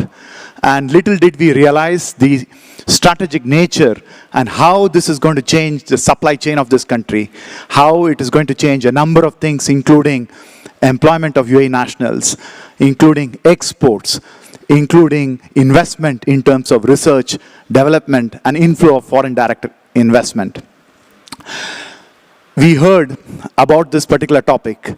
What are we going to talk about? The future-oriented in-country value, linking it to offtake agreements and the competitiveness of United Arab Emirates. And with me, we have an esteemed panel. You know, people who are very difficult to get, but they have spared their precious time so that they can give their insights to all of us. I have with me here Omar Al-Suwaidi, His Excellency. We worked together for a number of years. Really pleased to see you here. We have His Excellency Rashid Al-Balushi, again, someone with whom I have worked a lot in Department of Economic Development. Of course, we have Saleh Al-Hashmi, and Saleh Al-Hashmi from ADNOC, who heads the commercial and ICV teams, and Shaista Asif, who is the CEO of Pure Health, and Masoud Al-Masoud, the Vice Chairman of Al-Masoud Energy. So without taking any further time, let's start with His Excellency Omar, the ICV program. And you asked me, Paddy, do you have to ask me a question on ICV? Absolutely. Looking back, and you are someone who has been involved since the incubation of ICV in ADNOC. So how do you see the progress of ICV and its contribution to the UAE economy? Thank you, Paddy. You said it. I know it started in 2018. When it first started, there were a lot of questions. And I think the one thing that differentiates the ICV program, the in-country program, is that it's a program that evolves, a program that builds around the ecosystem around it. All of the partners that are here, we've had quite a journey with them. From the inception in 2018, that base grew. A number of entities grew, and then when the ministry was formed in 2020, that was one of the programs that we were asked to take nationally. So in 2021, when our strategy came out, we came out with a national program implementing ICV to a number of Emirates and entities. We grew from a handful of entities to almost 29 entities that are implementing the program. The scope also developed with this growth, with having this as one of the projects of the 50 for the government of UAE. We looked at how we can expand it. Like I said, 29 entities. We expanded the categories, the sectors. It went from initially predominantly oil and gas to a number of variety of sectors, from F&B to aviation to real estate. You know, we have all the big players now within our program. The companies that started applying through this program in the early days in 2018, we had maybe a couple of thousand companies. Right now, we have 7,000 suppliers within the ICV program. So that tells you how successful this is, how much of a support the entire ecosystem provides for these service providers, and also the entities that are implementing this program. They see the quality, they see the impact on their resilience, on their supply chain. Having that supply chain nearby, of course, we all just came out of COVID at that time, and this was something, an insurance that everybody wanted to have. The different challenges that we had throughout the last few years also really gave us a platform to focus on expanding the products undertaking, looking at local production, and just like His Excellency mentioned, we expanded the program. We have 1,400 products initially. We heard today that has grown to 2,000 products. The number grew from 120 billion to 143 billion. And all of that is really a testament of how successful this program is and the trust that we have from our procuring entities to the providers. This attracted both local and international investors, and it gave them clarity on what is required. And of course, through what we provide in the ministry and also in the other entities, the quality, the competitiveness, all underlain by standards, something that we are very focused on in the ministry to have that highest level of quality. So it's no surprise that UAE as overall, industry overall, takes first place in all of the key indicators, whether it's industrial competitiveness, to quality infrastructure, to technology readiness. That whole system really brings that picture together. And for us, ICV is not just a local content program. It's something. It's our kind of focal point for everything we do in the ministry. All of our programs, all of our initiatives are really centered around the ICV program. So it's an enabler. It's something that helps us grow our productivity. We saw, just like His Excellency mentioned, within, since 2018, we have 237 billion dirhams worth of local spend on procurement being in the country. That's something that, we could not imagine in the first few years, or at least the first year. The number of products that you actually see now being produced and implemented, if you look at, the product tent that we have more than 300 products already there. You can see the variety that's in there. It's not one sector. And there are certain sectors that actually, certain products that cut across multi-sectors.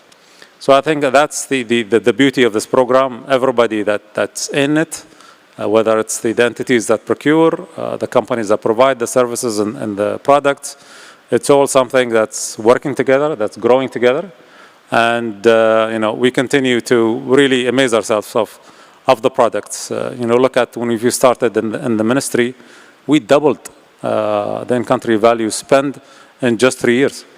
That's quite a feat. And again, we couldn't do it without all of our partners that are sitting here with me on the panel and all the partners that are sitting in the audience. Great success, and it's something that we want to continue to grow. And it covers, like we said, a number of different aspects. The human aspect, the development, the job creation.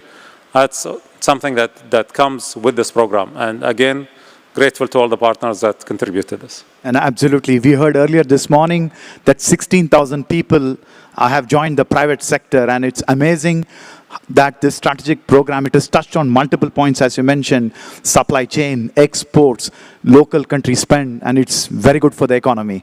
Thank you very much. I'll move on to His Excellency Rashid. Department of Economic Development Abu Dhabi has been an integral partner in the ICV journey. Could you tell us, in terms of offtake agreements, how specifically you have targeted the industrialization as well as competitiveness in terms of Abu Dhabi? Bismillah ar-Rahman ar-Rahim. I will start with a big vision that we have in Abu Dhabi Department of Economics. We want to have a sustainable growth of the economy that depends on knowledge base and innovation. From there, we have broke down into different programs. One of them is the Abu Dhabi Industrial Strategy, which ICV is part of it. In our strategy, the industrial one, we want, it was like when we put it down 2 years ago, the GDP was of the industrial 83 billion. We want by 2031 to get to 172 billion. That is an increase of 100%. We want the export of the non-oil to increase by 143%, which is 178.8 billion. And we want to create 13,600 jobs into the industrial.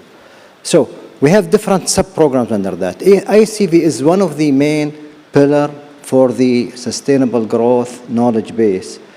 And we started, at the beginning it was it was new. Some requirements were a bit challenging, and so we ended up companies, for example, last year in 2022, not last year, in 2022, the companies that were awarded in the ICV program was below 1 billion. 2023, we have overall in general more than 4,800 tenders of the government at worth 44 billion. Among them, those which followed the ICV was a bit more than 3,500 tenders. And the value is 20 billion dirhams. That means 20 billion dirhams were re-injected into the Abu Dhabi's economy. And when you look at the big jump, inshallah Rabbil Alameen, with efforts like this, with the communication with the federal, local, and other Emirates, I'm very sure, inshallah Rabbil Alameen, next year we're going to sit and we're going to see much bigger numbers. In terms of the jobs, that program enabled more than 5,000 jobs. Actually, it's an increase of 13% if we compare 2023 versus 2022. We have found out something interesting.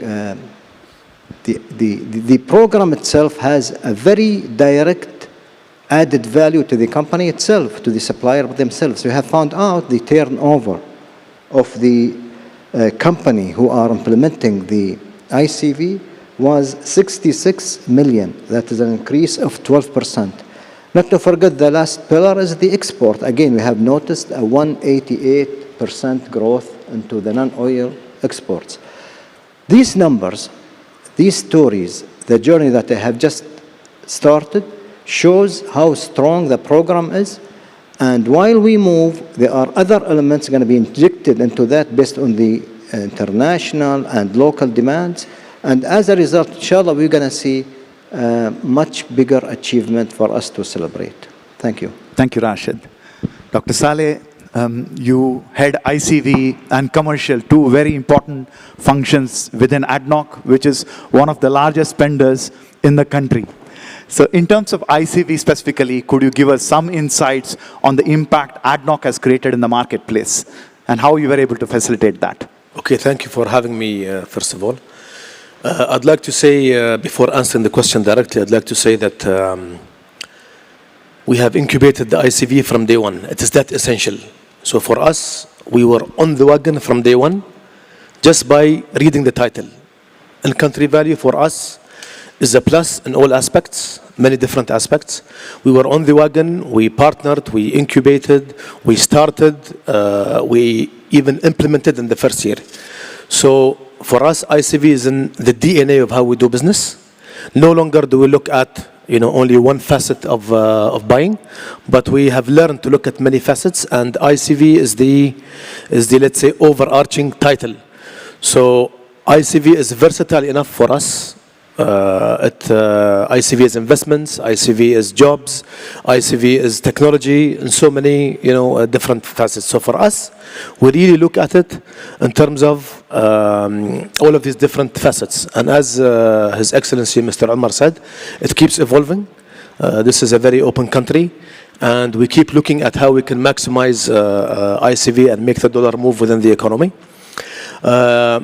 Also, we get as a byproduct of this supply chain assurance, which I think is essential now. In terms of our efforts over the past 5 years, we have diverted around 178 billion towards the UAE economy. So that by itself speaks a lot. That ability to divert that much from a supply chain says a lot. We're very happy with the progress. However, we also are challenging ourselves to continue that trajectory.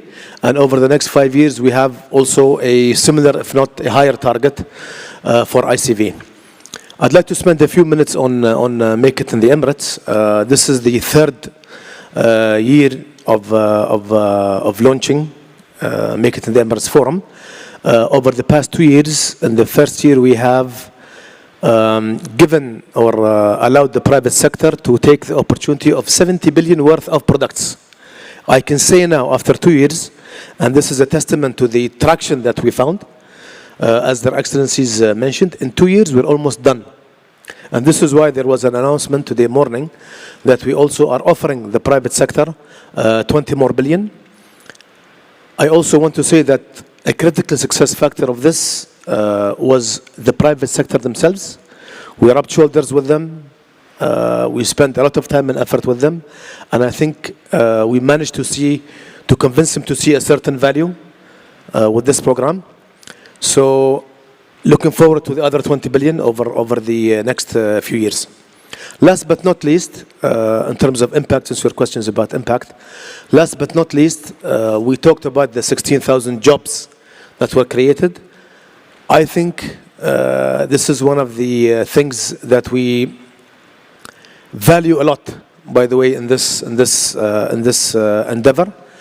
We have around 16,000 people who are working in the private sector with very different experiences in multinational companies and in startups and in SMEs and so forth. So this by itself is a very great platform of talent that is very essential for our sustainability. And thank you. No, absolutely. And I can tell you, as an employer here in UAE, the talent which we are seeing in terms of Emiratis coming and joining our organizations, it's amazing. And 5 years ago, we couldn't have thought that we will be in this position. And inshallah, 5 years from now, we'll be in a different position. Shaista, you head one of the largest healthcare service providers in this part of the world. How has your journey been in terms of pure health with the National In-Country Value Program? And how has it helped in terms of UAE's industrialization? Thank you, Paddy, and Assalamu alaikum. So, the importance of a healthcare partnership with Make It in the Emirates or with the Ministry of Industry and Advanced Technology is extremely critical. And I'll explain why. So, healthcare is fundamentally one of the 4 pillars of any society or any economy. So it's imperative that it contributes to the enhancements, the absorption, and the deployment of the ICV program. Pure Health within UAE is the largest healthcare provider, and with it being the largest healthcare provider, it actually has an imprint of 300 plus physical assets, about 52 million patient encounters, and we are dubbed as the safety net of UAE. Now that is that's a big responsibility to have, being called the safety net. And we've delivered on that promise. But what does it mean? It means that we have an even further, more responsibility towards promoting, adopting, and deploying the ICV platform, the ICV program. And we've been doing that, in order to enable on our promise, on our commitments. So we've made a commitment of 13 billion in procurement till the year 2032. We've already accomplished 1 billion out of that, thanks to the amazing team sitting right here. And in the next 18 months, I believe they're going to be tripling that number. We've certified 3 of our top companies with the ICV certification, with SAHA scoring 79.1, which is the highest in any healthcare entity in all of UAE, and in the top 10 highest scoring entities across industries. And then with I think 5,000 Emirati nationals that we employ, we are ensuring that we have a highly skilled medical workforce to lessen the dependency on external factors. But while I'm talking about the tangible achievements that Pure Health has made, I think it would be remiss of me not to talk about the in-kind contribution that we do to the community as well. And that, in truth, is the ethos, the soul of Pure Health in its passion to give back to the community. From our healthcare volunteering platform, which in partnership with Emirates Foundation is the largest healthcare volunteering platform in the UAE, from our elderly outreach programs, our People of Determination programs, school programs, and to enable healthcare to be accessible at the far corners, the remotest of areas of UAE. We embody the ICV program in its entirety, in the spirit that it's supposed to be deployed. Thank you. Excellent. And 79.1% is amazing. I think we need to catch up offline as to how you achieved it. I think a lot of us can learn a lot and improve our scores. Dr. Sultan earlier today spoke about the importance of private sector in terms of the UAE economy and ICV in particular. And we have none other than Masood Al-Masood, who leads as vice chairman of a private sector entity, Al-Masood Energy. We would like to hear from you your own experience as a private sector player. And please, if you could give some insights to our people in the private sector here on enhancing ICV and how you can contribute to the UAE economy. Thank you, Paddy. I see a lot of common faces, entrepreneurs and business owners. And, last year when His Highness visited us, the stand in Make It in the Emirates, he asked us one question: what are you going to do for your country? And, when first ICV came, a lot of people took it as a challenge. But I see it as an opportunity, because it is an incentive to manufacture locally. What it provided us basically is a pathway into how we can invest more.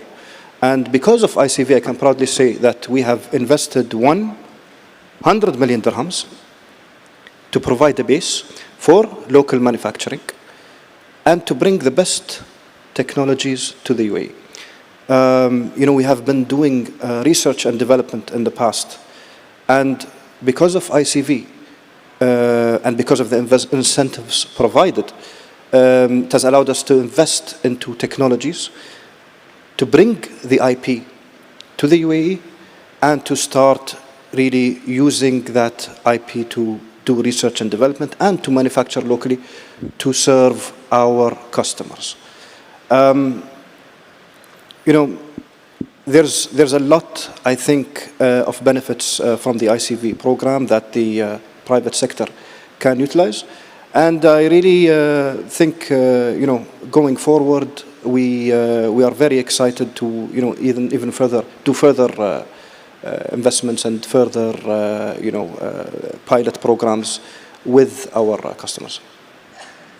The UAE hosted COP28 recently and has its own sustainability goals in terms of net zero by 2050. ADNOC has a more aggressive timeline of 2045. And ICV truly has changed the supply chain landscape as far as this country is concerned. And we heard our speakers tell us about how it changed. Now, my specific question is on efficiency, on competitiveness and sustainability. And Your Excellency Omar, how has ICV helped in terms of enhancing these areas? Like I said, ICV is the pillar of all of our initiatives and all our programs. Within ICV, of course, an immediate given for in-country value for coming up with that program is to have local supplies, to have efficiency in your operations, to cut lead time, to cut logistics cost, and also to almost de-risk your business continuity readiness. So having your suppliers at hand, at arm's length, having a variety of products now available to you, that is definitely a big efficiency boost to our operations. In terms of sustainability, again, within the ICV program, we have part of that. When we first started out, it's how much of a score do you have in your ICV to be more competitive, to have more access to local procurement. Within the ICV certificate, we've introduced the green ICV. So the more sustainable you are within your operations, the higher your score is. When we introduced the Technology Transformation Index, there was also a sustainability part of that to make sure that the companies are more efficient, more sustainable, and automatically more value creating for themselves, not just for their clients. And in terms of competitiveness, one of the things that we worked really hard on in this event is de-risking operations, de-risking investors, expansions in their operations, expansion in their production, making real investments. And that's where the offtake concept came in.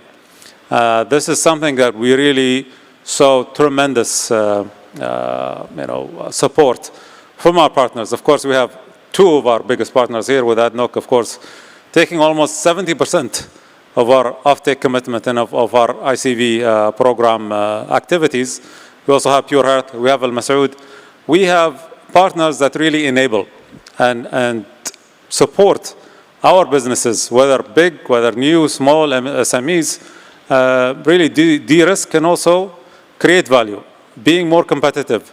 We link that, of course, with the work that's being done with SEPA, with our partners at the Ministry of Economy, to try to get as much, of a market share for our industries locally and internationally. The financing that was linked with the ICV started out with the Emirates Development Bank, and then later on, a few other banks came in, FAB, Mashraq. A lot of that is also linked to ICV. So everything that you do comes back to ICV, making our companies, our products sustainable, more competitive, really enhancing their operations. And we saw the announcement today, 1,400 products was quite, an extensive list to have. That grew to 2,000. 120 grew to 143. I think there's a lot of scope that still is out there for all companies and all investors. The speed of implementation, what Dr. Saleh mentioned, the response we had from the entities that were implementing ICV, 52% of the 10-year target within the first 2.5 years. That's amazing. That's a lot of work that's being done by the entities that are implementing, the suppliers that are committing and producing and making these investments, the ecosystem that supports, DED, of course, with the massive incentive program that helps these investments happen. All of that keeps us and maybe pushes us more in terms of our sustainability and in our competitiveness. Excellent, excellent. Your Excellency Rashid, coming to Department of Economic Development, we know that over the past few years there's been a remarkable growth in terms of tender awards linked to ICV. Now, how are you linking sustainability in terms of your awards?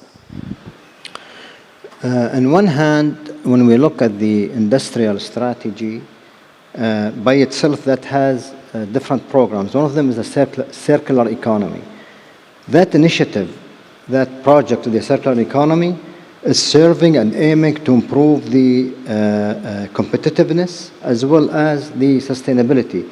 And by the way, that is moving with the net zero strategy that we have in UAE. On the other hand, the ICV by itself, by the way, we had about 72 meetings with the private sector, government sectors, almost 1.5 times per week, discussing issues related to developing it. How can we guarantee the sustainability of it? How can we guarantee the sustainability of the industrial? We came up with ideas like the green ICV certificates that was introduced in 2023. And just by thinking of the green ICV certificates, that would require technical procedure, processing, development to guarantee sustainability. We have introduced the BCM, Business Continuity Management, for the private sector as well. We put that as a bonus. We said you need to make sure that you will continue operating into the market. The tenders, again, when we looked at the big growth, it's more than 3,500. By the way, 2022 was almost 700. So that jump by itself shows that the sustainability is there, and more tenders are coming into that. The electrical, mechanical of the dealing with the electrical, how to reduce the electrical power, and how to invent ways and mechanism that continues again to experience the sustainability. And we have seen, we have succeeded, but we could do more. So we have coordinated with the Moyata and with the others to our stories to be delivered to other Emirates, to other companies, not only for Abu Dhabi. So that shows the more players are going to be around you, the more successful stories you're going to hear, and that will guarantee more sustainable results, inshallah. Thank you, Your Excellency. In the UAE, we have large players, we have small and medium-sized enterprises, and we have micro SMEs. Dr. Saleh, when it comes to ICV, again, when we look at the marketplace, there are a number of small, medium enterprises, micro SMEs who ask, what's in it for us? So how can we enable them as a part of this exercise? Okay, so let me just talk about SMEs in general, then we'll maybe say a few things about micro SMEs. So SMEs in general, for us at least, they've always taken a substantial part of our procurement activities. I think it comes with no surprise that SMEs is a very important part of the economy due to many reasons. With us, they've always been let's say a good catalyst. We have a lot of SMEs that turned into much larger companies. We spend around, if my memory serves me right, we have live contracts of around 22 billion. Just to give you an idea of the size of commitment we have towards SMEs. Towards the long tail, you will find a lot of MSMEs. Historically, micro SMEs have not been part of the energy sector as a whole. However, they have been a driver of innovation. And this is very much appreciated over the last, let's say, decade. We see the startup, sector go up, grow. Nowadays, all of the investment companies, they have a VC arm, for example. So this sector is very appreciated. With us, we have a solution for them to support them. We will be launching something towards the end of the year. We will still target our industry.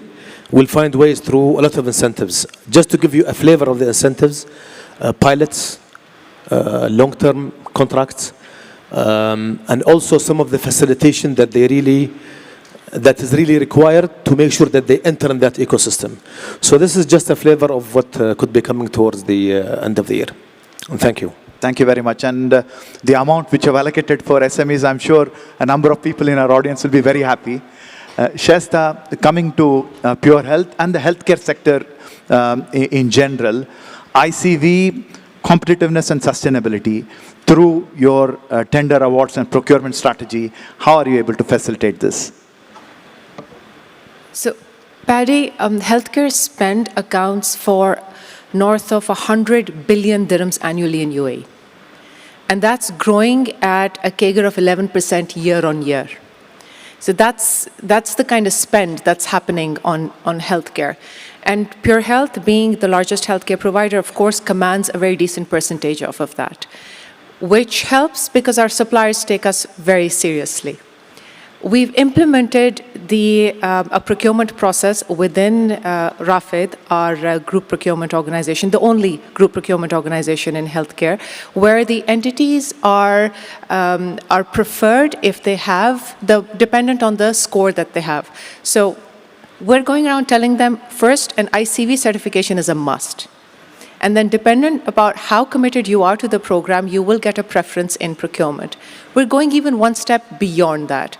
So one is our suppliers and how we're interacting with them, but they get a bump in their scoring if their suppliers in turn are ICV certified as well. So you see, we've started some form of a chain reaction sort of a thing. Regarding our sustainability goals, I'm going to split the answer in two parts. One, we've committed to going on achieving net zero by 2040, which is a very aggressive commitment. And we understand that half of the GHG emissions are coming in from supply chain. So it actually helps us achieve our vision of going net zero by 2040 if we reduce our supply chain of bringing everything from the outside and procuring from within UAE. So it goes kind of hand in hand. But if we're going to be talking about the resilience of the program, I think it's extremely important for me to touch base upon the experience that we all went through, which was COVID. Now, UAE was spectacular in how it managed its response to COVID, with, of course, the leadership being at the forefront of telling all the healthcare entities to be proactive and to make sure that healthcare was accessible and uninterrupted. And there are white papers being written about how UAE managed COVID. It was that spectacular. But while everybody here was possibly at the receiving end of that uninterrupted and accessible healthcare, you have no idea what we went through to make that into a reality. And that's where we felt the pinch of not having enough healthcare industry, not having enough healthcare suppliers within UAE. We felt it. So I'm sure, if not 100%, 99% of this room has experienced our hospitality at the airports, getting tested for COVID. And at one point in time, and I'm going to be demonstrating my point with this example, at one point in time, we were doing north of 200,000 tests a day, which from a single facility was the highest number of testing done in the world outside of China. And we had at one point in time only 1 million swabs in our warehouse. Enough to sustain us only for 5 more days. And this wasn't just swabs, ventilators, drugs, pharma, consumables, swabs, masks, we all felt it. And while we overcame that particular obstacle and many others, but for healthcare, it is a matter of survival to invest into the ICV program. That's how important it is. And absolutely, and I think we should all take a moment to thank the leadership of this country for the support they extended to citizens and residents during COVID times. We will never forget that. Omar, I believe you have a follow-up to this. And I just have a follow-up on what Shasta just mentioned. The great thing about the ecosystem, at least the current ecosystem and the whole way that industry works, it's very dynamic. I remember within few days of Pure Health joining the ICV program, they've actually secured 2 big projects for our offtake program with one medical devices company and one pharma, producing company with an immediate response. That offtake program just took off, and within no time we linked them up to the financing part, and we asked the 2 companies that got the offtake to commit to 15% Emiratization. And all of that was done within a matter of days of just bringing this group together and just making this happen. And of course, the last or one of the other ends of this program is the support that we got from the DED and from KZAD. So, one great thing about this place is the fast response you get, the connectiveness, the alignment, the collaboration that we have across all aspects of the industry. So that's a great thing to have here. Amazing, amazing. Earlier this morning, Dr. Sultan spoke to all of us about the importance this country places on research and development and foreign direct investment. And Mr. Masood, your own journey in terms of R&D, how you're able to leverage that, and FDI is a story for all of us to hear. If you could shed us some light. Thank you, Paddy. So, allow me to illustrate it, with a couple of wins here.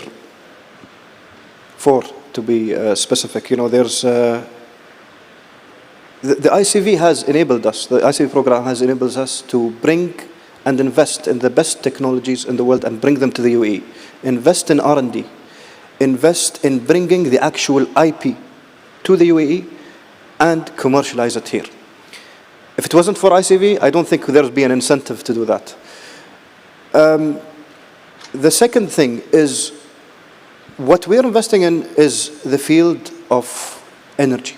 So we're investing in concentrated solar panels, bringing it to the UAE, and develop it here in order for us to help big corporations, help the industry decarbonize, which I think is very important at the moment. So, you have the photovoltaic and you have the concentrated solar panels when it comes to solar energy.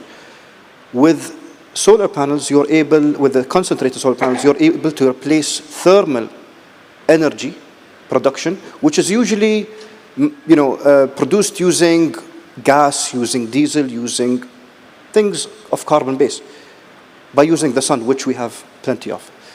So that's number 2. Number 3 is, this will enable the industries not only to decarbonize, but it will also help them to lower their costs significantly. Again, with the net zero targets everyone is talking about, a lot of people see that as a challenge. But in reality, it can be an opportunity, because by decarbonizing, you can also save a lot of money. You won't have to spend a lot on the gas. You won't have to spend a lot on any other energy resource that you require. I think one of the most important points also is, this is going to be manufactured locally using the local supply chain. And when we talk about giga projects, this is going to add tremendous value to the economy, because you're going to be using the local fabricators, you're going to be using the local supply chain to manufacture this in the UAE. And when it comes to FDI, our goal is really to create a local champion, and not just to attract FDI to be part of this, but also to take what we're going to make in the UAE to the world. And we're already in talks with that. Once we have, the solution proven here, and we have no reason for it not to be proven, inshallah, very soon, we will take it to the world. Thank you. Inshallah, inshallah. Your Excellency Omar, we spoke earlier on offtake agreements. We also saw how events of this nature in terms of making the Emirates really propels us to do more.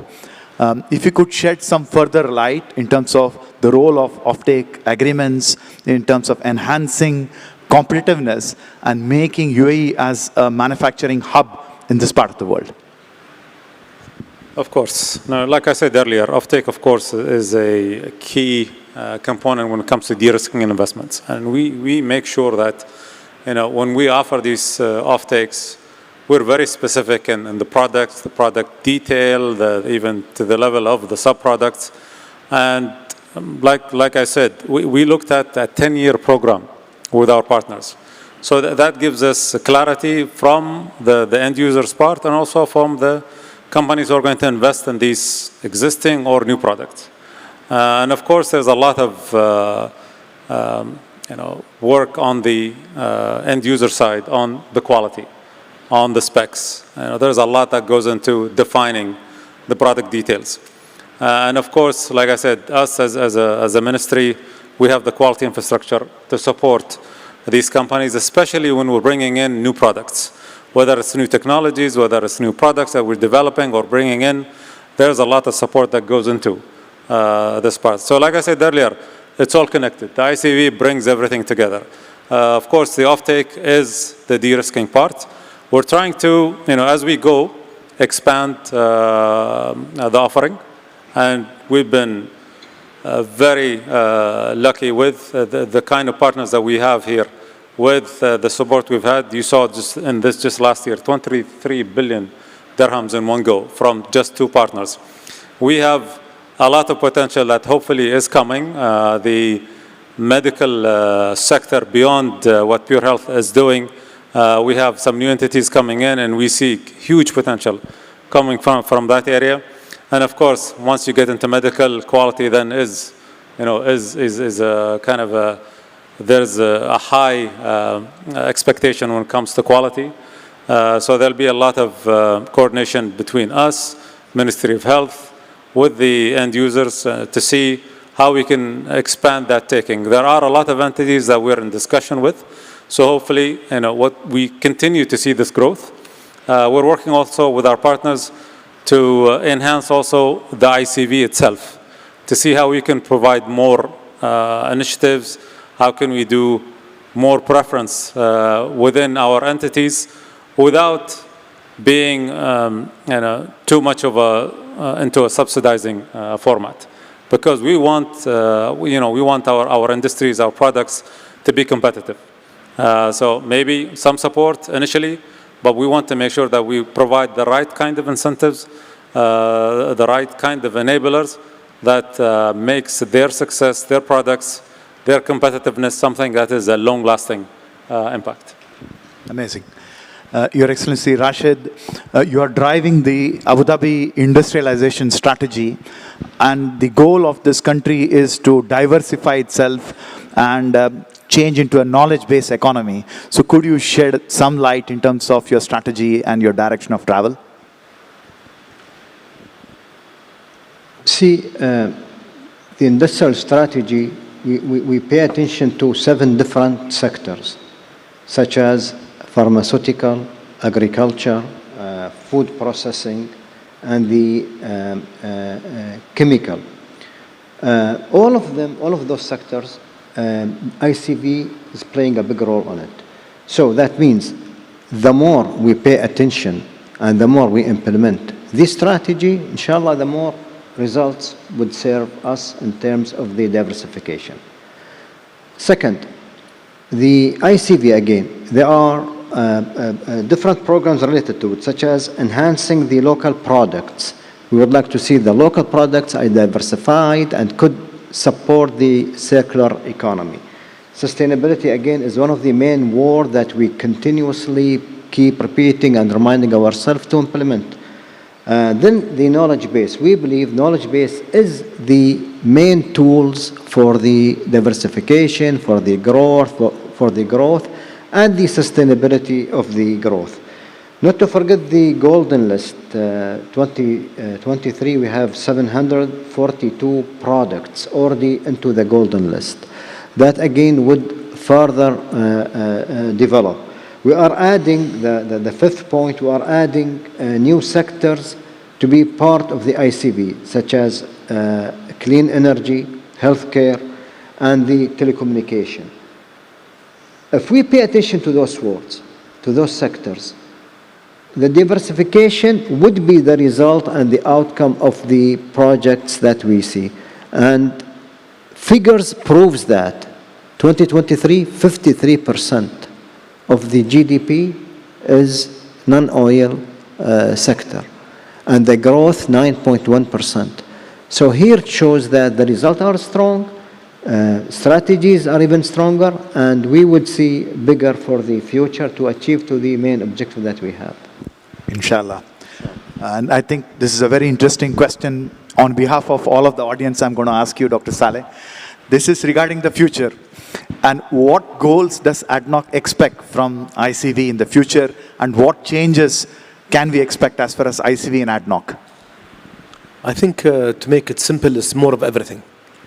It's more of everything. So whatever we mentioned in terms of hiring, in terms of impact, in terms of invention, in terms of innovation, we'd like to see more of it. And we'd like to see also more of it trickle down to the smaller companies. We'd like to see a healthy ecosystem that capitalizes on all of the innovation that's out there. And I'll give you a simple example of what I see that I find very, very promising. So I see a lot of companies with us that come, all they want is a session, they get certain information, they need some helping in terms of getting their idea right, and they don't ask for a contract, which shows that the ecosystem is working. So while we go and give, or we catalyze the economy by giving a lot of contracts, and as His Excellency said,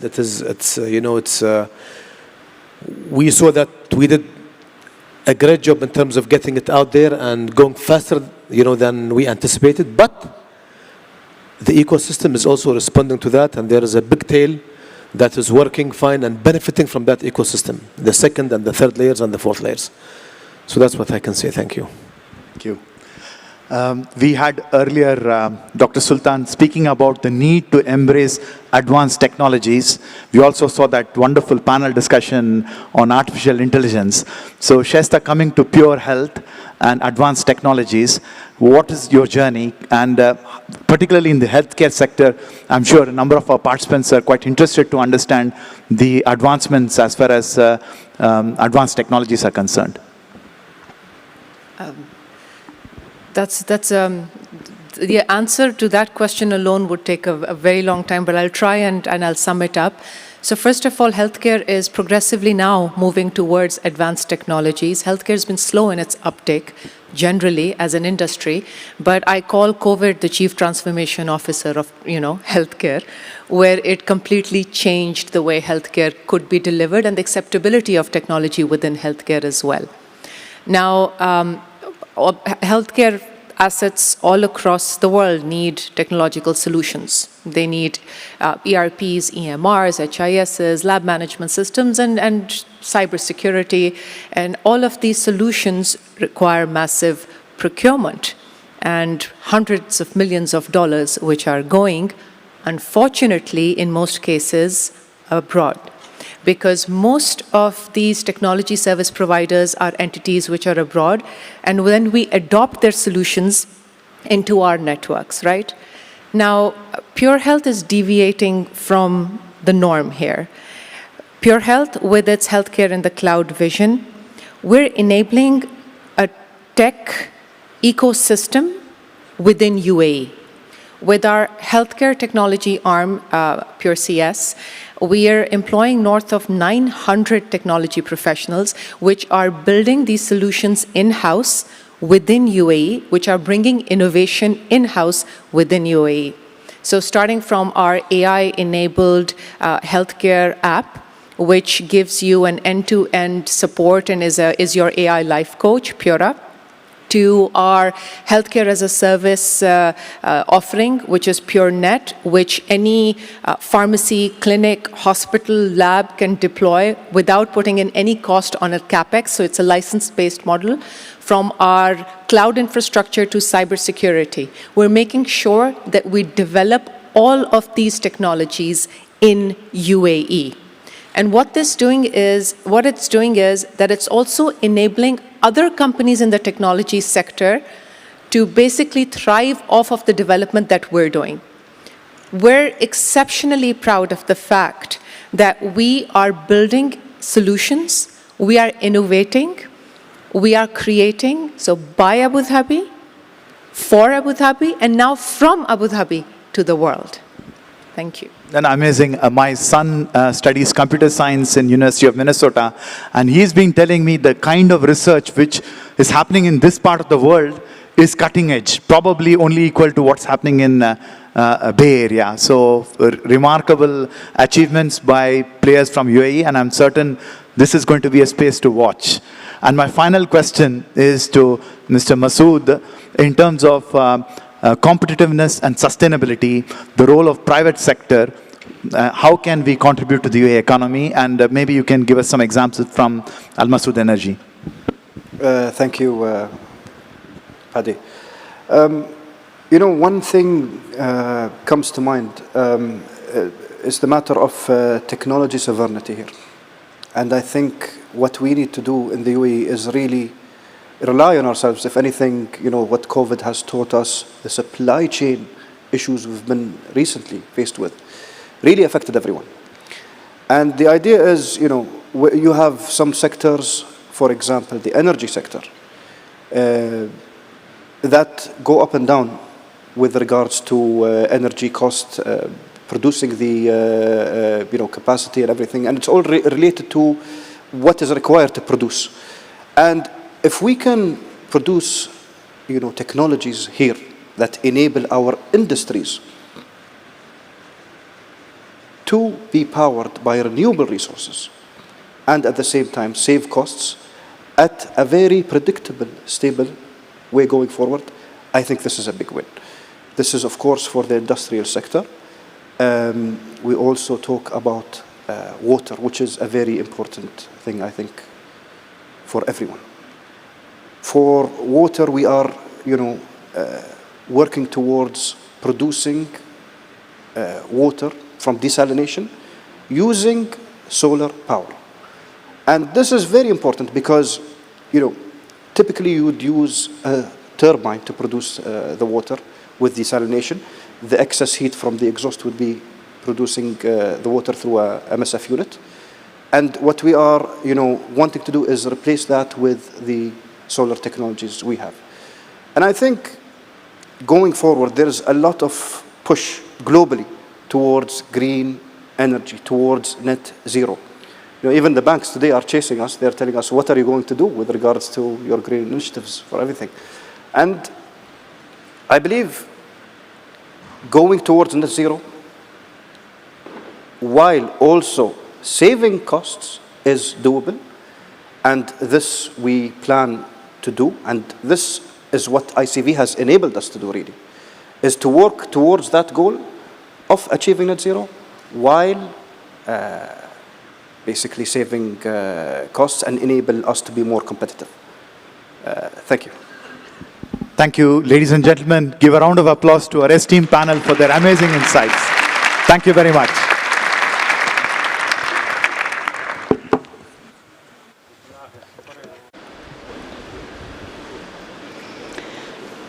And with that, ladies and gentlemen, please join us for lunch and networking. Breakout sessions will be beginning at 3:30. And we will see you back here tomorrow for another informative day of conversations on the future of the industry. Thank you again.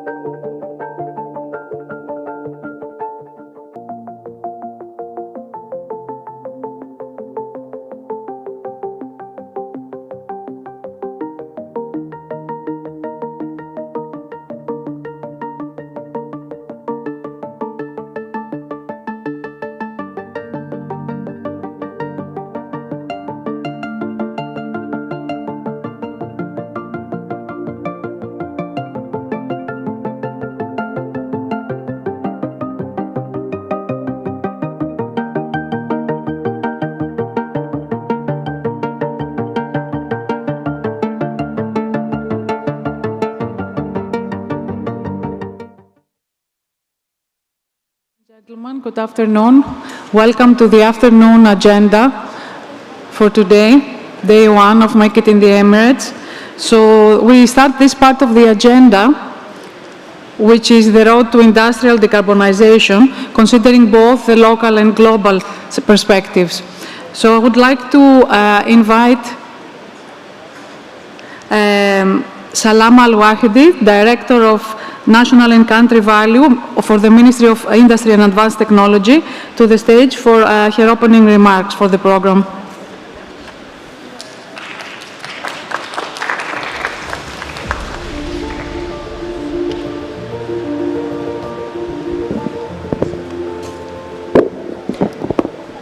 Good afternoon, everyone, Your Excellencies, distinguished guests, ladies and gentlemen. The recent COP28 has set a new standards for global sustainability efforts. Here in the UAE, we have responded by launching an industrial decarbonization roadmap that identifies key enablers to the goal of a 93% reduction in emissions by 2050. With such an ambitious urgency is needed. We have all witnessed the impact of the change in climate globally. Therefore, decarbonization is no longer an option. It is crucial. It's must. And we need to start working on it immediately. To achieve this ambitious target, we need to unify efforts. This means collaboration across the public, the private, academic, the financial sectors, both here in UAE and internationally. The UAE recognizes the vital role of international cooperation. As co-chair of the Cement and Concrete Breakthrough Initiatives alongside Canada, we as well co-chair in the Industrial Transition Accelerator, ITA, which puts us at the first step of driving deep decarbonization projects across key high-emitting sectors globally. The ITA focuses on two critical areas, which are: first, progress a portfolio of deep decarbonization projects in 6 key heavy-emitting sectors toward final investment decision in multiple regions. Second, strengthening the investment flows for these projects through global work streams addressing policy, value chain, and finance solutions. Reaching our decarbonization goals require a large-scale adoption of technologies that enables significant reductions in emissions for heavy-emitting industries. This Make It in the Emirates Forum serves as the first step in our journey. Within these 2 days, we will showcase progress on this important mission, from launching pilot projects to announcing on-the-ground net zero plans. Thank you very much and enjoy the session.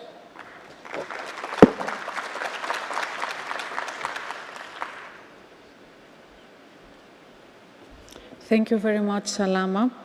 Next, I would like to invite Mr. Fadi Kayad, Advisor for Industry Growth at the Ministry, to present and enlighten us on the energy transition opportunities.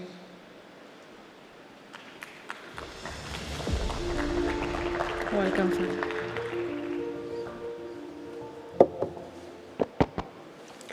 Hello, everyone, and thank you for joining our session today. My name is Fadi Kayed, and I work in the Ministry of Industry and Advanced Technology in the Industry Growth team. We are going to spend the next 10 minutes talking about the growth opportunities within the energy transition that are aligned with the decarbonization ambition of the UAE. So in terms of the industry decarbonization target for the UAE, just to give an overview of what was presented last year in the Nationally Determined Contribution NDC target, we are targeting in the industrial sector a reduction in emissions from almost about 100 million tons of CO2 per year to about 7 million tons in 2050. And this is aligned with the net zero target of the whole UAE. As you can see, we are focusing on hard-to-abate sectors, mostly cement, aluminium, steel. Those are the hard-to-abate, heavy-emitting sectors that we need to decarbonize to reach our net zero target.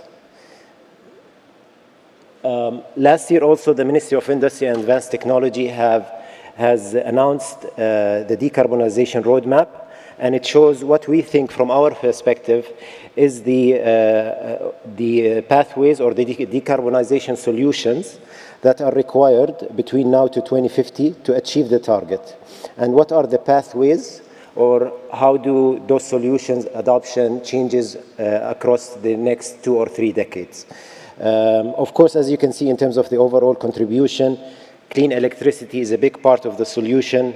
Carbon capture as well is a big part, forming almost 19 or 20% of the overall solution. We have other solutions like switching to gas, solar thermal, hydrogen, and the like. So now that we know our decarbonization target and our roadmap to reach there, the question is, what kind of industrial growth opportunities that we can focus on in order to first achieve our strategy as the ministry of the strategy of 300 billion, but also at the same time achieve our net zero target for 2050. And we believe there are opportunities that lie in the intersection of those two targets. So the case again for investing in clean energy technology or energy transition technology, as we say it, is that those technologies will play a crucial part in the UAE transition to net zero, what we call at the ministry green growth. They are also an opportunity for the UAE to become the leader in decarbonization, especially for products where the UAE has a very clear advantage or a value proposition or a cost competitive advantage in terms of energy costs or in terms of having local demand or ability to export and so on. And it also supports fostering circular economy practices. And last but not least, the most important also objective is to reach our industrial development targets. So we'll show the opportunities in a second. However, just to show you what we did in terms of shortlisting these opportunities, of course, we focused on criticality to energy transition, readiness of the local supply chain, having local demand for these products, the ability to export, and of course, the clean energy economics, or having a clear economical business case that makes sense for any investor who wants to go and invest in these technologies. Those are the 6 technologies we're going to talk about today. I'll give a brief overview of each of them. So the first one is extracting rare earth elements from secondary sources. Of course, in the UAE, we don't have it from primary sources, like in China and other countries. However, there is they are abundant in electronic waste, such as laptops, computers, cameras, and so on. And in some cases, in our study, we show that the concentration of those rare earth elements is more in those secondary sources than in the primary sources. And those are used widely in many components of the energy transition, in batteries, in magnets, in almost all products that are the future in terms of the energy transition and decarbonization. The second opportunity is in the synthetic fuels, and this is a key decarbonization method for aviation and shipping industry, really for the whole transportation industry.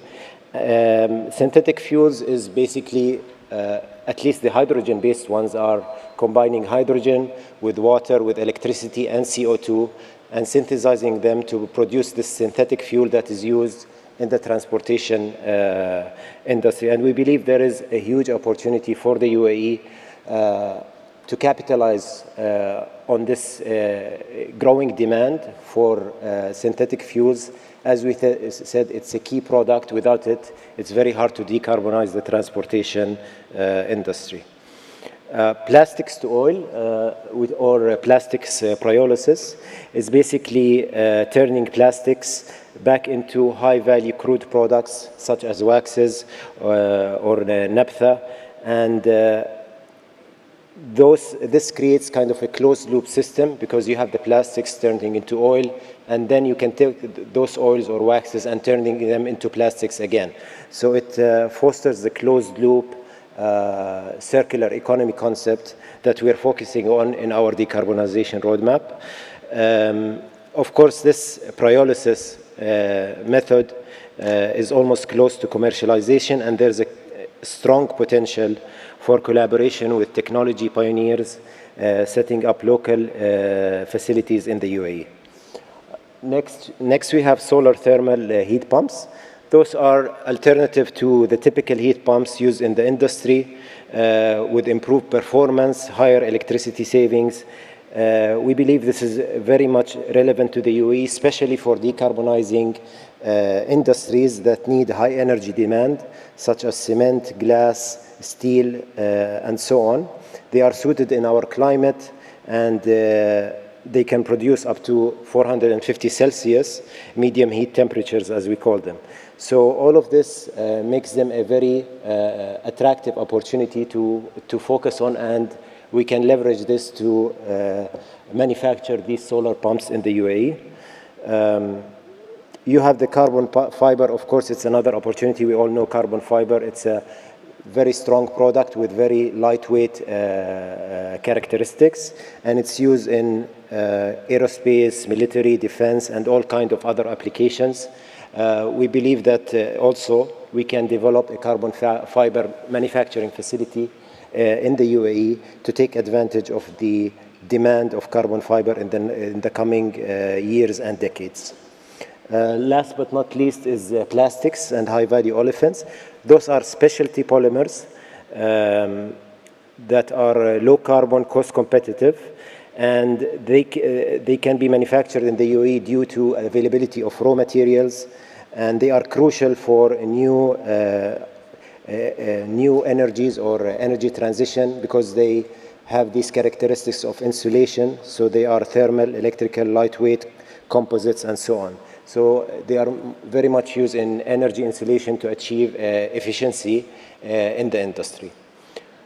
Those are the 6 opportunities we wanted to discuss today briefly.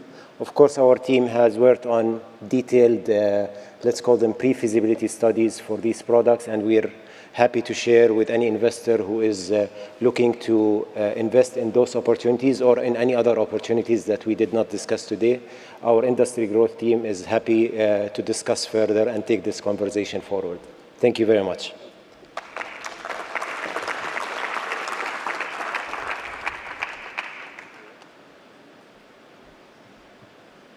Thank you very much, Fadi, for presenting these great opportunities.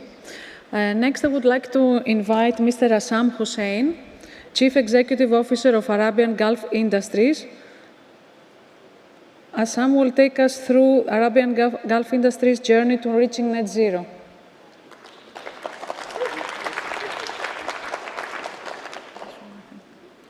Which button do I press?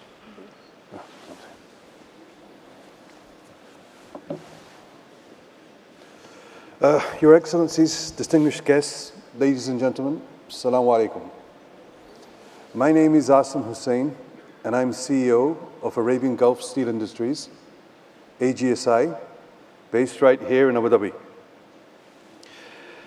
I'm honored and excited to talk to you today about steel, decarbonization, and the journey of AGSI.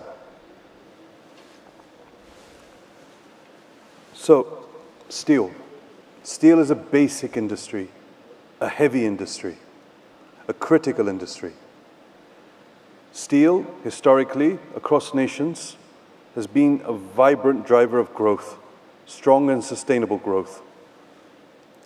The visionary leadership of the UAE in their Operation 300 Billion industrial strategy has recognized the importance of industrialization in diversifying the drivers of economic growth. Growth in industries such as steel will be the key to broadening the economic base of this nation.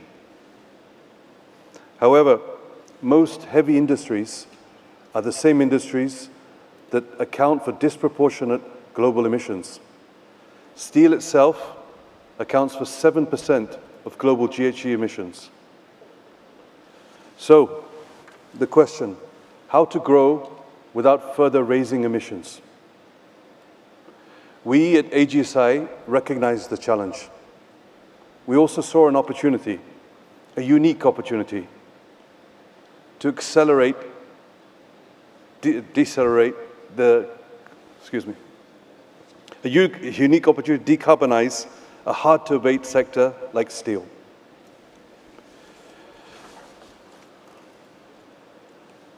So, AGSI, let me introduce you to AGSI. AGSI is the largest private sector steelmaker in the UAE. We make construction steel, rebars, steel sections. But what a lot of people don't know about AGSI is we're also the largest recycler in this country of metal waste. This year alone, AGSI will recycle 640,000 metric tons of metal waste, sourced locally from within the UAE. Now, as a result of this, I'm very pleased to announce that AGSI has recently been certified as the first net zero steel facility anywhere in the MENA region.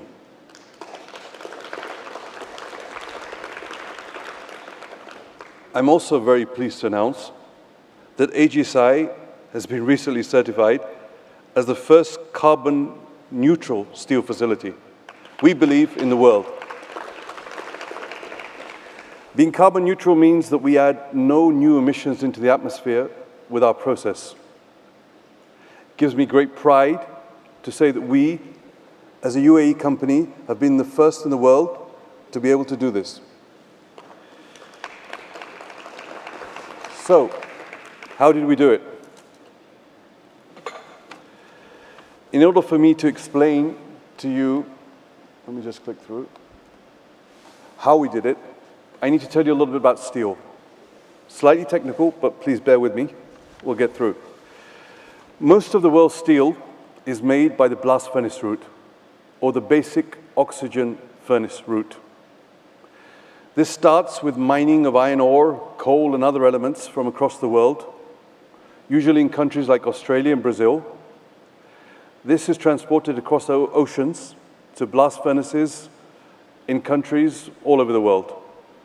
Unfortunately, this transportation leaves a significant and indelible carbon footprint. The use of coal and gas in the process means high emissions. 1 metric ton of steel produced by this route leads to 2.33 metric tons of CO2 being emitted into the atmosphere. Another way to make steel is electrical steel making. As the name implies, we use electricity. Now, usually electrical steel making has two raw materials. DRI is the first, direct reduced iron. This also means more mining. Iron is mined, converted to pellets, and shipped to DRI modules, like those you see across the GCC. Natural gas is used to make the DRI, rather like cracking popcorn. Emissions by this route are normally 1 ton of steel emits 1.37 tons of CO2. Another raw material also used in electrical steel making is steel scrap. Steel scrap obviously recycles old steel into new steel. These type of steel plants are usually seen in industrialized economies in North America and Europe, where a lot of steel scrap is generated. Emissions are far lower, as there's no new carbon in the process. Usually about 0.68 tons of CO2 is emitted for every ton of steel produced by this route, by far the lowest. Now, we at AGSI used locally sourced steel scrap, but we didn't melt in the way that most of the world does. We use induction furnaces. This process is done without oxygen. Without oxygen, there is no CO2 emitted into the atmosphere. No NOx, no sulfur dioxide is emitted. So that's steel for you. Okay.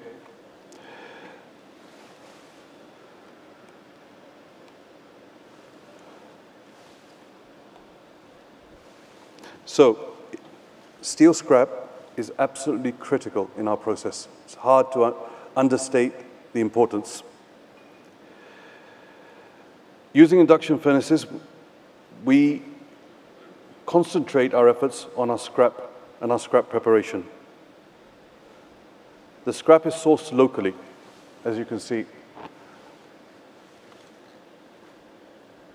The process involves collection and segregation. From this waste, we recycle other materials, such as aluminium, stainless steel, copper, as well as non-metallic inclusions, such as plastic and wood. Each scrap intake is carefully inspected, and the material is evaluated by our in-house experts. The material is segregated into batches and ready for melting. So now comes the magic. Using the scrap, we melt in an induction furnace. We blow no oxygen into the furnace. We add no other fluxes. We ferroalloy to make the steel compliant with international grades. And we cast. We have basic construction grade steel at net zero.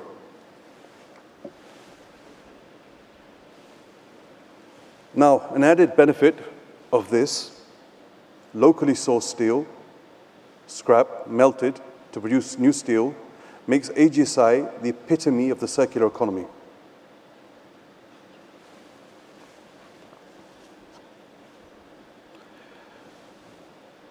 So, let me summarize. We have been fortunate with our process. It's a very simple process. Our process has no new technologies, nothing revolutionary. We've just managed to put together components in a different way. We recognize the limitations of our process. It is limited by the availability of local scrap, but we believe we can still make a difference. Decarbonization is a game of averages.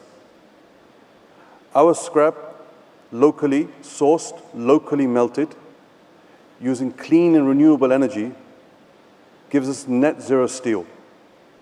Together with the efforts of other people within this country, we are looking to put the UAE at the lowest level for a major steel producer in the world.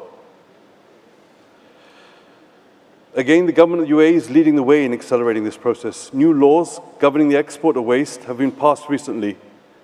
This will regulate the export of metal waste, plastics, oils. Inshallah, soon penalties will be put in place to leave sufficient raw material within the country. Sufficient raw material will induce further investment.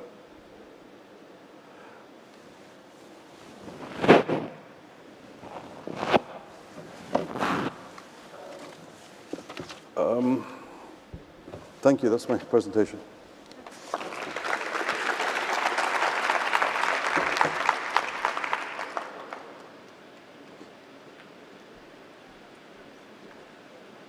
Thank you very much, Assam, for this great presentation, demonstrating how Gulf industries produce the net zero steel. And from there, I would like to go straight in our panel, since we're a little bit delayed on the agenda. And I would like to invite our esteemed panelists for this discussion, Professor Nasser Ayub, Managing Director of EPD MENA. Welcome, Professor Nasser. Assam Hussain, CEO of Arabian Gulf Steel Industries. And Mr. Yaqub Al-Serkal, founder and CEO of Yas Investments.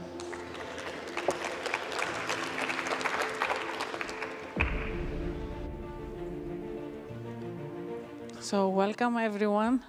And thank you so much for making it, and apologies for the delay. We had these amazing presentations before we start our discussions. And the first presentation by the ministry highlighted all the opportunities in a nutshell of what is coming up and what the immediate future will look like for Make It in the Emirates and for people who want to set up business or expand their business in those 6 categories.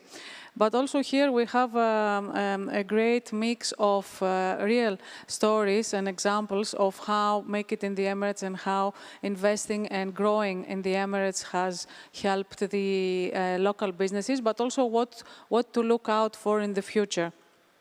Specifically also targeting the industrial decarbonization and the net zero targets for the Emirates by 2050.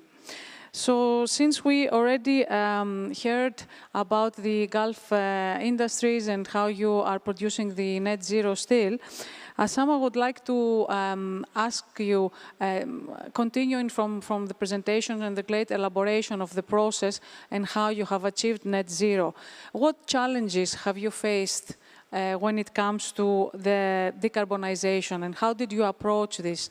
And specifically also, what is the global but also the local industry challenges that the steel industry is facing? So on a global front, it's a hard to abate sector. So hard to abate normally means it's very hard to accelerate.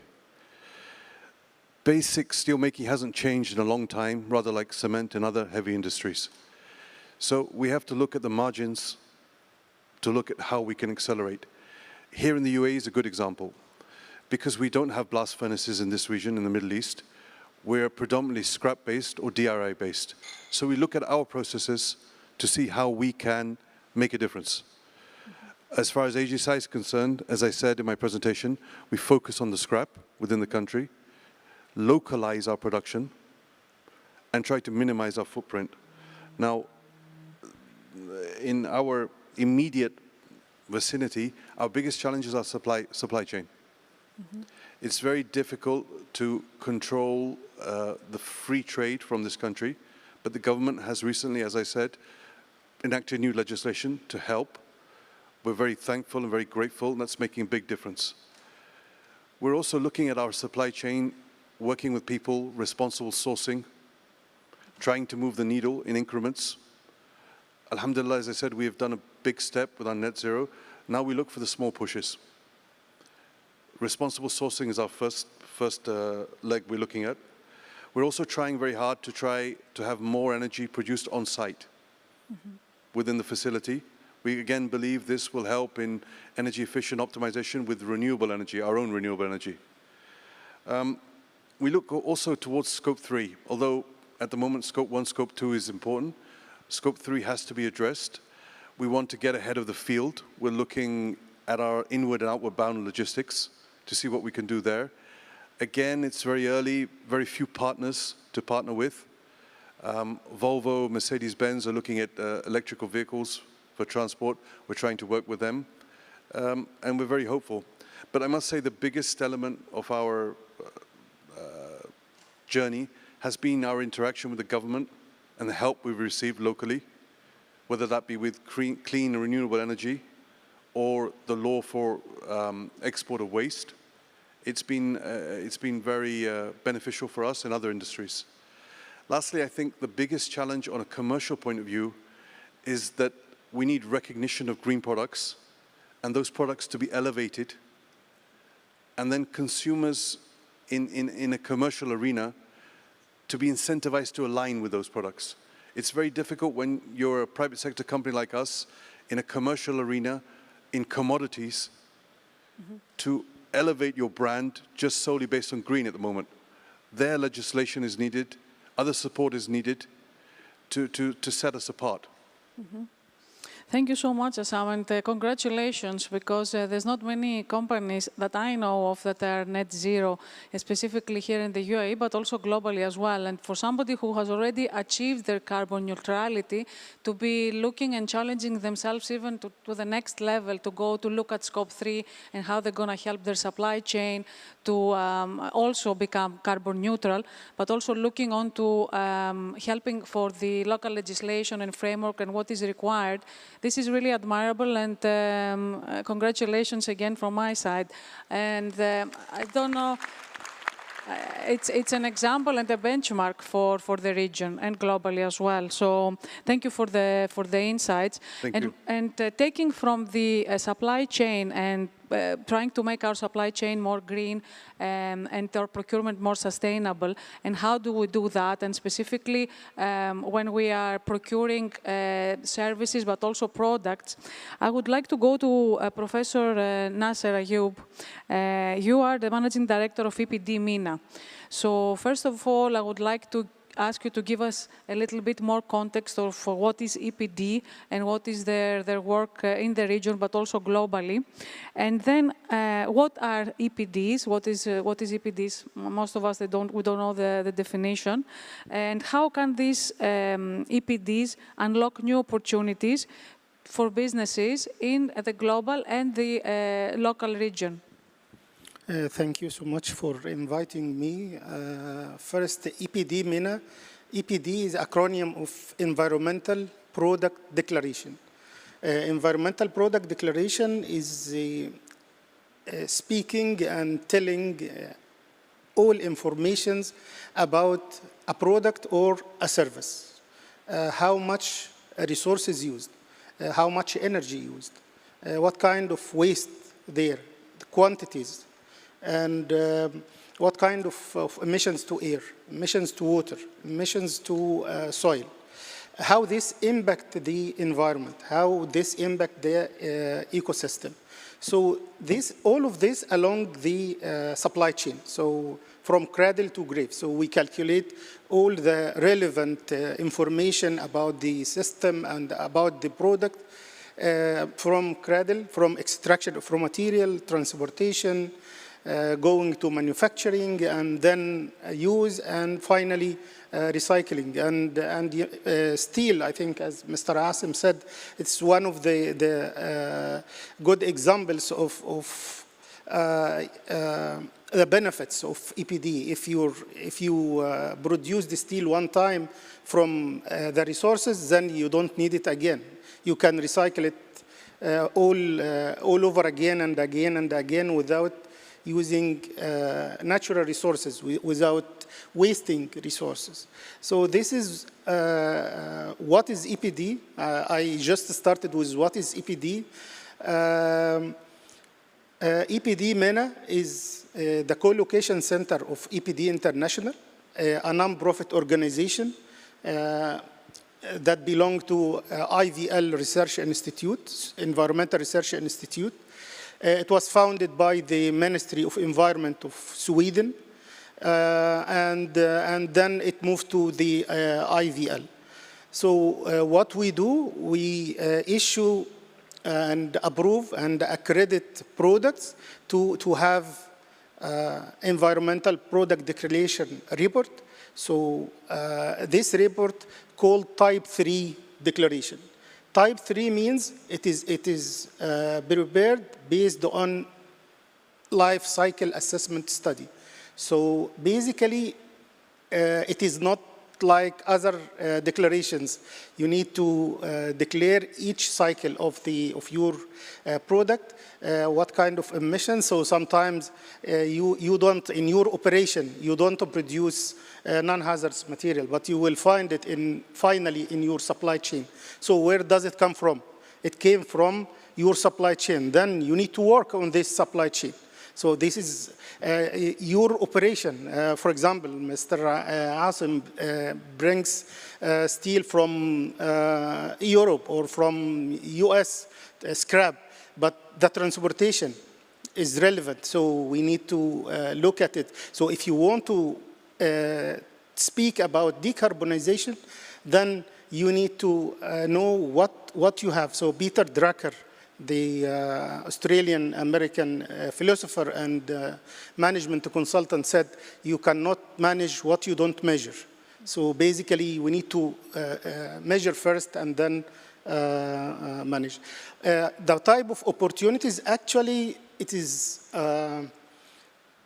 what makes money for my business. So this is how things are done. Why should I invest in producing the EPDs report and then verify, because it is a verified document. So we have international third-party verifier to verify and pay cost for consultants and so on. So why should I do it? Because in the local market and regional market now, it is exploding. I can say it is exploding. NEOM, for example, 90% of materials that come into the supply chain of NEOM should have environmental product declaration report and certificate. So this is in the regional.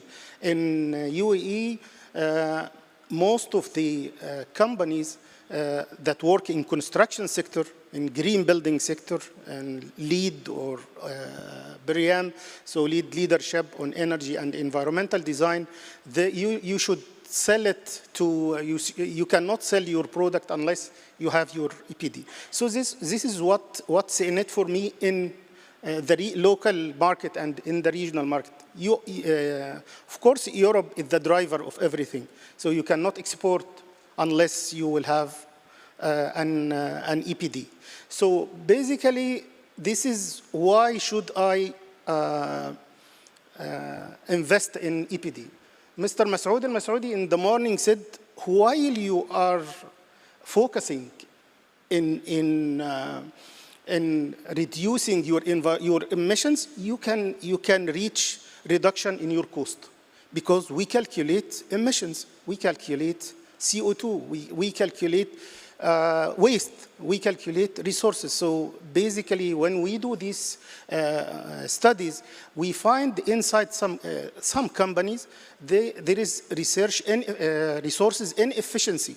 So you are producing business as usual, but you do not follow up your resources. So this is type of information that you need when you develop your EPD in the first place. Another thing is the product design, product innovation, because when we go through the company, we need to speak with everybody in the company. So it is not only working with a project manager. No, we have to speak with everybody along the supply chain, which bring alignment between suppliers, producers, and customers.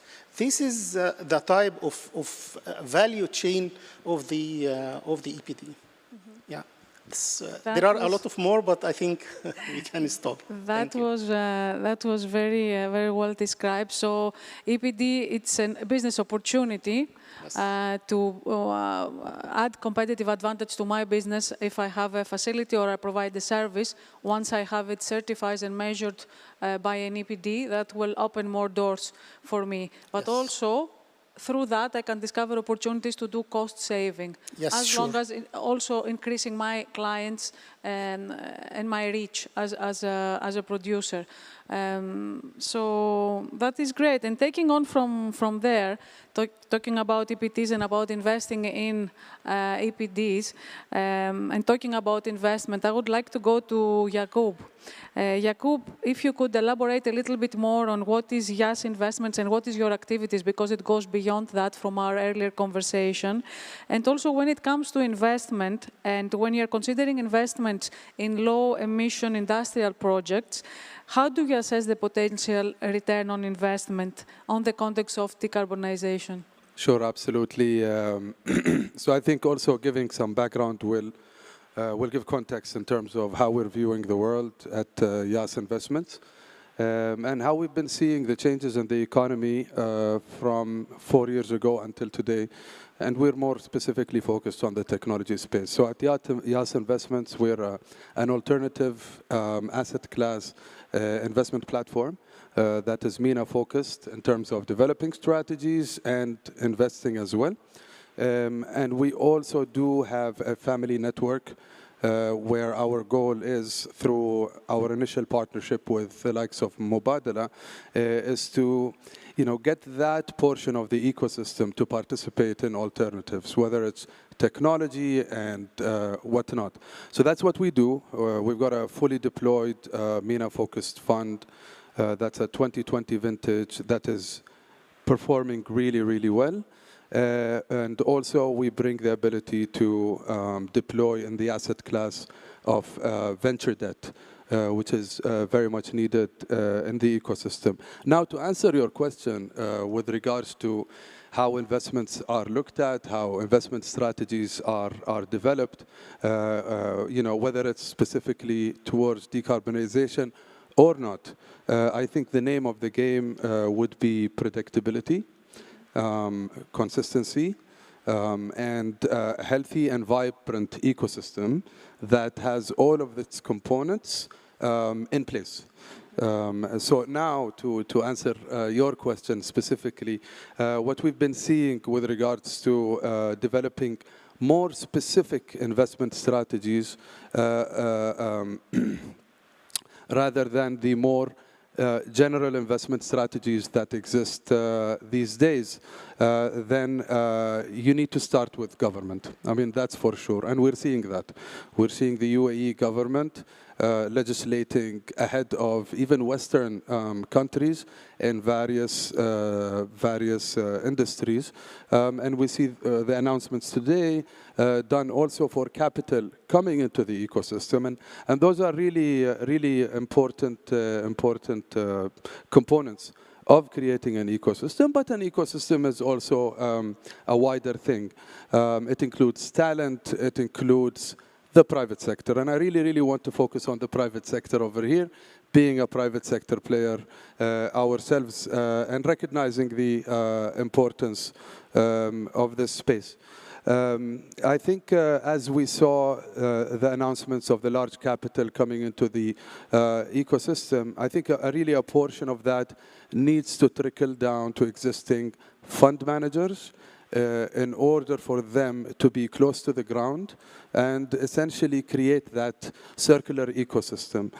Focus on talent, and attracting that talent is also important. And, I know the focus also includes investing in industrial plays, steel manufacturing, like the inspiring presentation we've seen today. But the tech ecosystem is very important. And once you have that flywheel effect of having everything in place, then I think, funds will come, will recognize that, and then will plan those 7 years, 10-year strategy based on that predictability, based on those legislations, and based on consistency as well. It's very risky when regulations get changed after 2 years or after 3 years. That scares investors off. We've seen that in the infrastructure asset class happening, across more than 10, 15 years, where opportunities are obvious, but new legislation will be introduced, and basically the funds that you want to come and invest in the space are afraid. However, it is very different now. The UAE is attracting the top investment firms globally because they see that. They see the leadership, they see the consistency, and they see that the UAE's position right now is quite unique. So it's, again, considering the entire flywheel effect in order to enable having a more specifically focused strategy as opposed to the general strategies that we manage currently. Great, thank you so much, Jacob. And from what you are saying is that you are assessing on certain criteria that includes also decarbonization, and those companies or those tech companies or other sectors that you invest in or you are facilitating the investment in, that they have the vision and the mission in compliance with the local regulation, but also taking advantage of the existing infrastructure here. For example, the in-country value opportunities and other platforms that exist here in order to make them thrive and have a return on investment even quicker than you would anticipate. Exactly, and just to elaborate also on another opportunity really to be captured is from the previous panels where Masoud Al-Masoud was speaking and some representatives from the Abu Dhabi ecosystem and in-country value as well. So this is, as you're funding the larger companies, it is going to be very smart for those, the ADNOCs of the world or the larger corporates that represent the UAE to have this CVC or directly venture capital arms that do invest alongside the other investors. So ideas are a lot, but I think I captured the high level. Excellent. Thank you, Yaqub. And also you mentioned regarding the legislation, and there is a framework, but we need to expand this framework or to be able to be more dynamic in adjusting those frameworks in order not to lose on other aspects of the decarbonization or the ICV. And that brings me back to the conversation we had earlier, Assam, about how the ministries and the local regulators has helped you, or you have collaborated extensively in order to facilitate and accelerate the processes within Gulf industries. And based on that, if you would like to elaborate a little bit more of any specific initiatives that you have taken or have been taken on a larger scale to put heavy emitting industries on track to towards net zero. So if I may, the first point, again, is very relevant. We've been very lucky in this country that we're very close to our government and our ministries and people who make decisions. We are, again, very fortunate that they recognize decarbonization is a journey. It's not going to be done in one fell swoop or 1 week or 1 month. It will be a game of averages, increments. So the process we have undertaken has limitations. We accept. They understand. We wanted to inspire other people, perhaps some of the people in this room also, to look at other industries, waste paper, plastics, oils. The legislation that's come to pass looks at all of these, recognizes all of these as vital components. For a real circular economy, ICV will go off the charts because we're using the waste of our nation to produce sustainably new products to be used within our nation. That doesn't happen in very many countries. To come back to your question on specifics, AGSI is looking at lots of increments. We're looking at optimization of processes, energy-saving devices. We're just starting to learn how to use AI to optimize melting, energy efficiency. As I said, lots of increments. But on a wider front, I think you have to embrace everything open-heartedly. And that comes from transparency and walking the walk. So we at AGSI, we've already committed to publish, even though we're a private company, our ESG report, which will be published this quarter. AGSI is a signatory to the UNGC SDGs. We've already been through the UNGC Decarbonization Accelerator. We're looking at everything that we can do in increments to push and hopefully inspire others to do the same.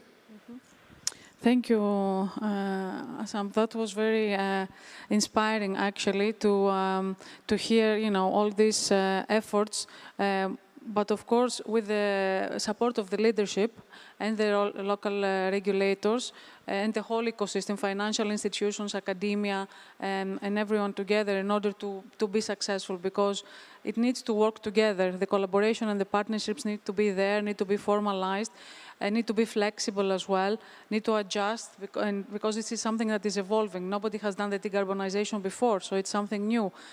So all this, every little thing matters when it comes to delivering that greater goal and being on that journey, like you said, together. So, and you picked up on AI before also, which was a very important topic on the panel this morning. And His Excellency Dr. Sultan also mentioned it in the opening keynotes, how important is AI and how the Emirates and the leadership is encouraging everyone to take on AI and to implement it in all aspects of their activities and processes, including supply chain, including automating and supporting the process of supply chain. And with that, I would like to come to Professor Nasser. And when it comes to the sustainable procurement and purchasing decisions, and also shaping regulations, when it comes to EPD, how can EPDs help this process and contribute to that process? Yeah, very good question. Actually, EPD is done for decision making.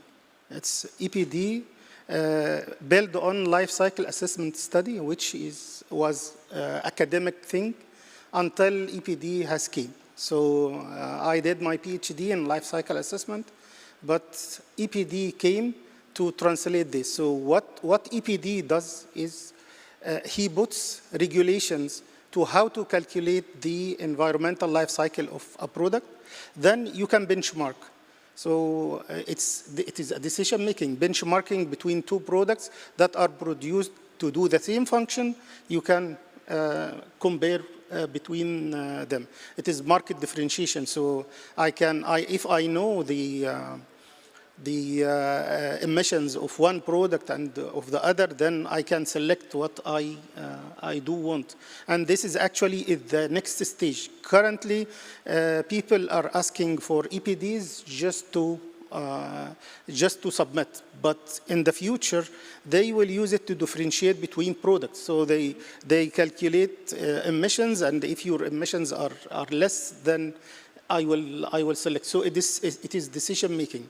Actually, we were discussing with Ministry of Finance of Egypt and Commercial Law Department of US using EPD as a standard for selection of public procurement tool. So public procurement in our region is very important, and I think UAE government has taken care of this one, but EPD is one tool that it can be used as criteria setting. So what kind of emissions and what kind of benchmark that a product can be produced and can be purchased by the governmental organizations, and this is actually related to the decarbonization. If I want to decarbonize, then I will put restrictions on what is coming from outside and improve and use those who are coming from inside. So one case of an EPD we have done like 3 years ago, a company that was bringing their raw materials from one supplier under the same cost, but they were bringing it from US and from Turkey and from Saudi Arabia. So once we removed we asked them to just source their materials from Saudi Arabia and from Turkey, we have reduced their energy emissions, CO2 emissions by 120 kilograms per ton, which is huge. With the large number of materials they are producing. So it is mainly, EPD is a decision-making tool that you can use to select materials. You can use in building, and this is also what they are doing in buildings for now. LEED are using this EPD to select the materials with lower emission. Decision making about waste. For example, in our region we don't have regulations for end of life, but for Europe, for example, the WEEE directives, they force companies to recycle about 40% of their output, which reflect into the total CO2 emissions of the nation. So this is another decarbonization issue that can be considered, and the regulation issue that can be taken care of by the government in UAE. Excellent, thank you, Nasser. So it is a tool that can help decarbonization, but also provide competitive advantage for the business. So I can use it as a criteria for my supply chain, for my procurement processes. I can have it as a criteria when I'm looking at suppliers and I'm evaluating suppliers. I can add it to my tender process when I'm procuring larger scale contracts. And also the government can use it also as a database to measure and see what is happening when it comes to the life cycle assessment of products and services within their sphere. Yeah, actually, there is a database currently built on the EPDs that you can just start selecting the materials you are using in your building, and then the total CO2 emissions can come out from just this simple database of EPDs. So this is how it can be used. So building a database of EPD or emissions from EPDs can help taking care of this thing. Also, it's a globally recognized Yes, sure. certification or assurance, let's say. So it's globally recognized. So even if I'm exporting or I'm looking at different markets, that will help me also be more credible and gain credibility when it comes to sure. For sure. Actually, EPD International, we have offices in US, in Russia, in China, of course, in Middle East. We have also in Turkey, in Latin America. So, I mean, all over the world, and of course in Europe. So it is recognized all over the world. So it is a global system, actually. Thank you so much, Nasher. And I'm going to go to Yakub for the last question. Talking about global international recognition, so how could UAE attract more international investment to support the industrial decarbonization goals, and how do you see that from an investment perspective and when you're looking at other markets and their interest in coming in? You talked before about fund managers coming in the country, and that becomes a trend and more attractive to be in that region. Yeah, no, definitely. And I did touch on a little bit in my previous answer some of the components that are needed and how the entire ecosystem needs to, dance together in harmony, as so to speak. But I guess as an investor, and as an international investor, I think the first thing the UAE has already achieved and done is the positioning globally. It's very difficult to go anywhere and mention the country's name without it being recognized immediately.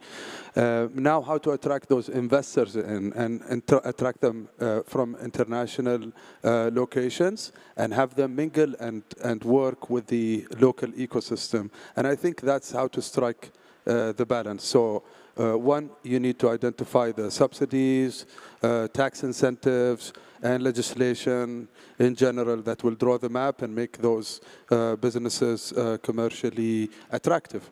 At the end of the day, it's a business of making money. That will give comfort for local banks, which are really important, reskilling local banks to understand how to assess the risk of those investment opportunities will be critical, and the country is doing that. So this way you unlock facilities for those investments to be done. And I really do believe partnering with the local ecosystem, whether it's from local players operationally speaking in the country, whereby you have potentially government entities partnering with some of the family groups, partnering with some of the already existing players that know the market, that can give the comfort to international investors when they come in that there is company X that's been doing that for 15 years, is partnering with the government, it's got incentives and whatnot. Banks are coming in, and once you have that really nice equation, then it's really easy to I mean, the fund managers will find you rather than you go look out for them. But again, the word is ecosystem, the word is interconnectivity, and how the whole system works together rather than one component here and one component there. That's how you activate it.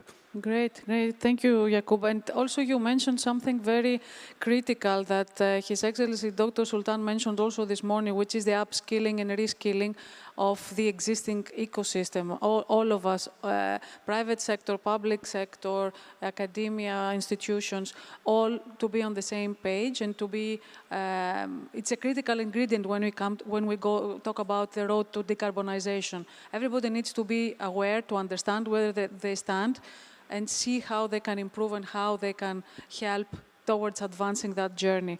And I think our time is almost done, so I just wanted to have 30 seconds, a last comment, a call of action, or some advice to the private sector that is attending this session today, if you had to give one advice or one statement.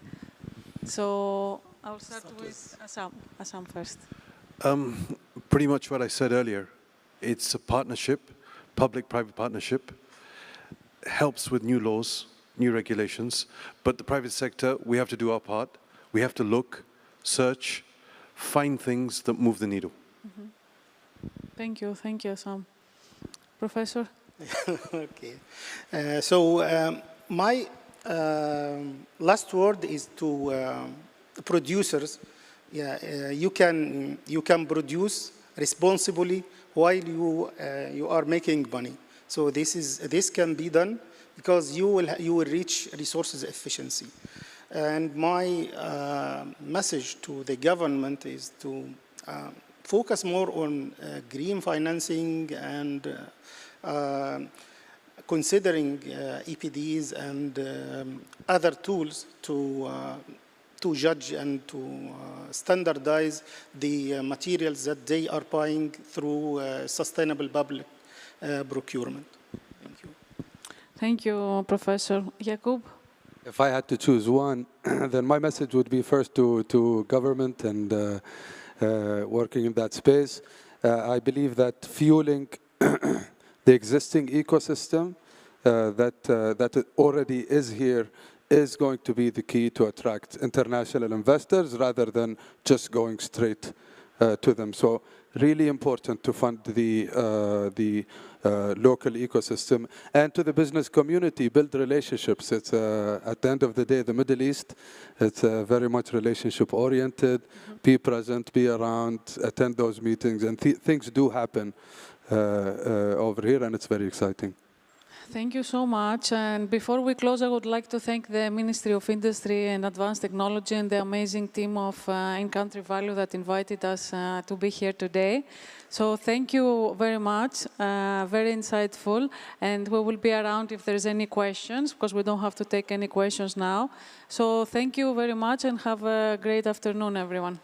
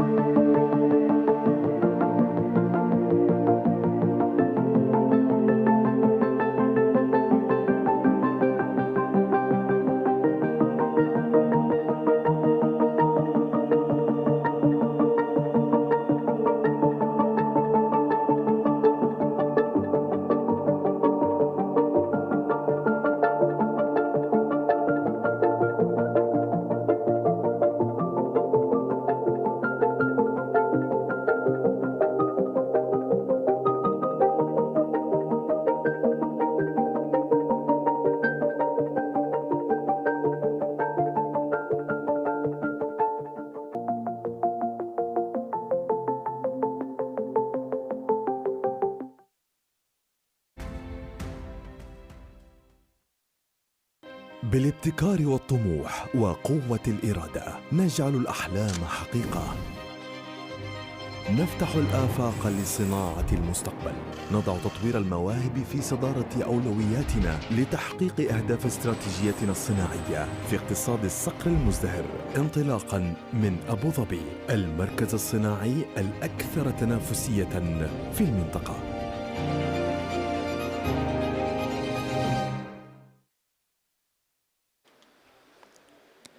Please welcome to the stage Engineer Arafat Al-Yaf'i, Executive Director of the Industrial Development Bureau at the Abu Dhabi Department of Economic Development.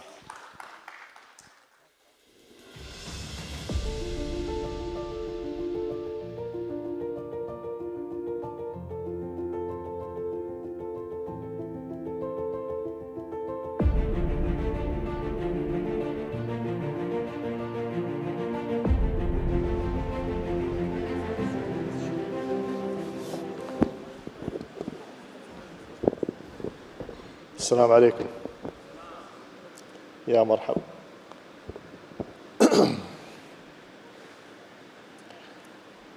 بسم الله الرحمن الرحيم. Thank you very much for being that patient and to be the last standing attendees to today's first day of Make It in the Emirates. I'll try to make it fast and short and to the point. This morning, when His Excellency Dr. Sultan Al-Jaber made his opening speech, he mentioned the achievements of the industrial sector in Abu Dhabi, and UAE, sorry, and how much, thank God, the UAE has achieved in terms of contribution to the GDP of the UAE. The target was, and still, 300 billion by 2031. As of 2023, the UAE has achieved 197. 2/3 of the target is already achieved. What I will try to explain in this small speech is what Abu Dhabi in particular is doing to achieve these high numbers, big targets. So on Abu Dhabi level, last year in 2023, we have achieved a contribution to the GDP of 101 billion dirhams into the GDP of Abu Dhabi, the non-oil sector. That constitutes 16.5% of the GDP, non-oil, and 8.8% of the total GDP of Abu Dhabi, which is 1.14 trillion dirham. That number has grown from 2022 level, when the ADIS, Abu Dhabi Industrial Strategy, was announced, by 21.7%. A huge growth after establishment of industrial strategy. Thank you. So these achievements are happening in the first and second year in Abu Dhabi level in the industrial sector, enabling us to fulfill the leadership vision of diversifying the economy of the nation, and particularly in Abu Dhabi. The target is to reach, by 2045, a contribution of 20% of 2045 GDP of Abu Dhabi. It's a huge jump. More effort is required to diversify the economy, but the industrial sector is the catalyst, is the key player to enable that diversification. Now, I'm going to share with you today why Abu Dhabi and what Abu Dhabi is doing to meet the aspiration of the leadership of diversifying the economy and growth of the industrial sector. And we are not claiming to be perfect. We still learn, we still improve, but I think it's worth to mention the good things so far are being done in Abu Dhabi. So why Abu Dhabi? Abu Dhabi is the capital of UAE. Out of the total GDP contribution of the industrial sector, the industry in Abu Dhabi represents 51.3% of the 197 billion dirham of the contribution to the UAE GDP. In terms of size, you know very well Abu Dhabi is the largest, 87%. In terms of oil reserves and energy, all the natural resources are there. Abu Dhabi is called the capital of capital, so we are strong in terms of political will, regulations, decision-making, financially, infrastructure. So all the contribution to the performance of the whole UAE, half of it, 60% around, is coming from Abu Dhabi, and in particular in the industrial, 51.3%. Also on the Middle East level, the regulatory framework in Abu Dhabi, the legislation system makes us the best in the whole Middle East in terms of ease of doing business. We are number 1 in the Middle East. We are number 9 or number 10 globally.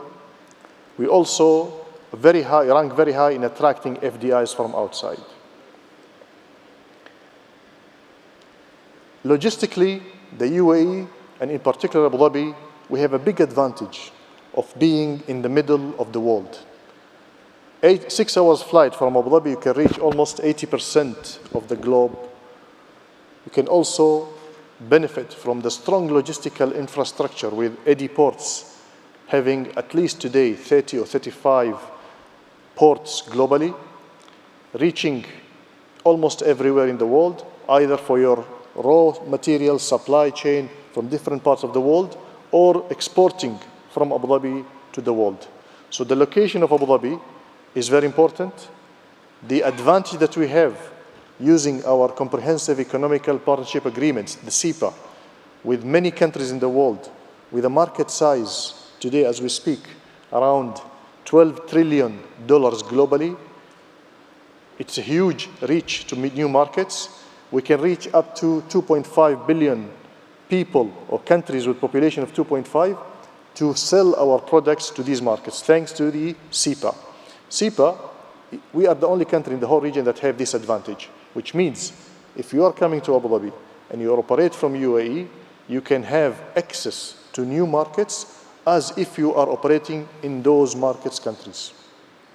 We have signed with India, Indonesia, Turkey, Israel, and in the pipeline, many other countries. Some of them were announced last month in South America, Chile, Costa Rica, Ecuador, Colombia. Very soon also new ones are coming. Also in Europe, we are discussing with Europe. So there is a big reach out to new markets in the coming period, and UAE and Abu Dhabi is the only state in the whole GCC that has that advantage. So for whoever comes to Abu Dhabi and operates from Abu Dhabi, he'll get advantage of being here with all the infrastructure and the support from the government, but also he'll have access to new markets on top of the local market. As I said, we are the capital of capital. We have different institutions, financial institutions, that support whoever comes to invest in Abu Dhabi. We have the commercial banks, more than 15 banks, but also we have specialized financial institutions like Emirates Development Bank, Khalifa Fund, who are specialized in developing the businesses. Also, we have Etihad Credit Insurance, which is an organization supporting exports from the UAE to the world. So if you are operating in Abu Dhabi, you have the financial ecosystem. It was mentioned in the previous panel about ecosystem. So you have the financial ecosystem that can help you, to support you, to finance your operations, to help you also to grow and export from UAE to the world. In terms of infrastructure for the industrial sector, we have Khalifa Economical Zone, KEZAD, which is the largest industrial zone facilitator. Around 85% of all the industrial zones in Abu Dhabi under KEZAD, and we are cooperating with them to ensure they provide the best facilities to the industrial investors when they come to KEZAD. But KEZAD is not the only one. We have also specialized industrial zones with ADNOC in Ta'ziz, which is more specialized in the petrochemical sector, and there is also private industrial zones like Al-Waha, which is located just outside Abu Dhabi, providing private services to the industrial sector by providing zones, built areas and non-built areas at very competitive price. There is also Tawazun and Nibras, providing zones and land, built, non-built, for the industrial investors with very competitive price. So there is multiple options of the investor to select different locations with different schemes and different type of industry that they can use to develop their businesses. Let me give you a brief about the industrial strategy of Abu Dhabi, which is the second component of why we've been, alhamdulillah, achieving very high or very attractive numbers last year. So the first is the infrastructure in the financial ecosystem and the willingness. Two is the availability of a clear strategy issued in 2022 by His Highness Sheikh Khalid bin Mohammed bin Zayed, the Crown Prince of Abu Dhabi and the Chairman of the Abu Dhabi Executive Council. That strategy aims at doubling the size of the industrial sector by 2031, from the level of 90 billion in 2022 to around 172.8 billion in 2031. It also aims at increasing the number of jobs available in the industrial sector by doubling it for around 13,600 new quality jobs to be introduced in the system. So far, since last year, we have added around 3,100 jobs out of the 13,600 target by 2031. So we are on track. We are hopefully going to meet, even before 2031, our very high aspirations and targets. Also, the industrial strategy aims at increasing the exports from the industrial sector in Abu Dhabi to the world by around 143%. The ADIS, Abu Dhabi Industrial Strategy, has 6 main programs to enable creating, again, the ecosystem that was mentioned in the previous panel. It's not a matter of attracting X or Y investors to Abu Dhabi. It's about creating the environment for them to flourish from Abu Dhabi to the world. Because our objective is to make Abu Dhabi the most competitive industrial hub in the whole region. And I think we can do that even before 2031, inshallah. So the 6 programs that we're focusing on, they cover the supply chain side by creating a value chain and defining the value chain and have a home supply to grow a home supply chain. Very important to ensure the businesses that are going to grow in Abu Dhabi will have a feeding of industries supporting their growth. And I'll explain later in the slides how much we have done on that aspect. Second program that we focus on a lot is the Industrial 4.0 applications, the smartness, the digitization, the automation, the robotics, all the intelligent, I can say, aspects of making our production facilities and processes meeting the highest level of efficiencies, productivity, low cost, after applying new technologies. We focus a lot on ensuring we are matching the trend of technology evolvement in the future. And also, this is in line with the recent talk about how much AI is going to play a role. As in today's opening, the free side chat with His Excellency Faisal Bannai, he mentioned how much the industrial sector can benefit from AI. That exactly matches what Abu Dhabi Industrial Strategy is doing in terms of creating the infrastructure and the incentive to do the transformation towards Industry 4.0. Third element, which is very important, or third program that we focus on, is the talents. We cannot achieve any target without having the proper, equipped, qualified talents. And I don't mean only the UAE nationals talent, but global talents. We are ranked number 5 in the world to attract talents from all over the world. And we also focus a lot in the industrial sector to attract the talents who are going to be with us, participating in the growth of the industrial sector, the growth of the economy of Abu Dhabi, whether they want to come as employees, skilled employees, or they want to come as entrepreneurs with their ideas, with their startups. All of that is going to be accommodated by the Abu Dhabi Industrial Strategy. In the industrial strategy, we focus on a number of sectors. Most of the countries who are doing the transformation for the industrial sector focus on similar sectors. We focus on the chemical sector, the derivatives of the oil and gas sector. This is benefiting from what we have here. We are doing a transformation, a shift, but a very wise shift. So we focus on the byproducts, on the derivatives of petrochemical, like coatings. That's an area that we focus on. We focus a lot on the food processing sector. Thanks to COVID, every nation is trying to secure the minimum supply of food to ensure a security of food supplies. So that's an area that we focus a lot, and we're trying to attract investors from all over the world to come and invest in food sector. Third sector that we focus on is the pharmaceutical and medical equipment. Again, on the experience of the last 3 years, I think this is a sector that has to be focused on, because of the demand that we see for the from the local market, but also globally, on the pharmaceutical, on the medicines, on the vaccines, and medical equipment as well. A fourth sector that we focus on are transportation. Now, transportation is not only about vehicles or EVs, all types of transportation, from the classical ICE engines to EVs to up to air taxis, eVTOL.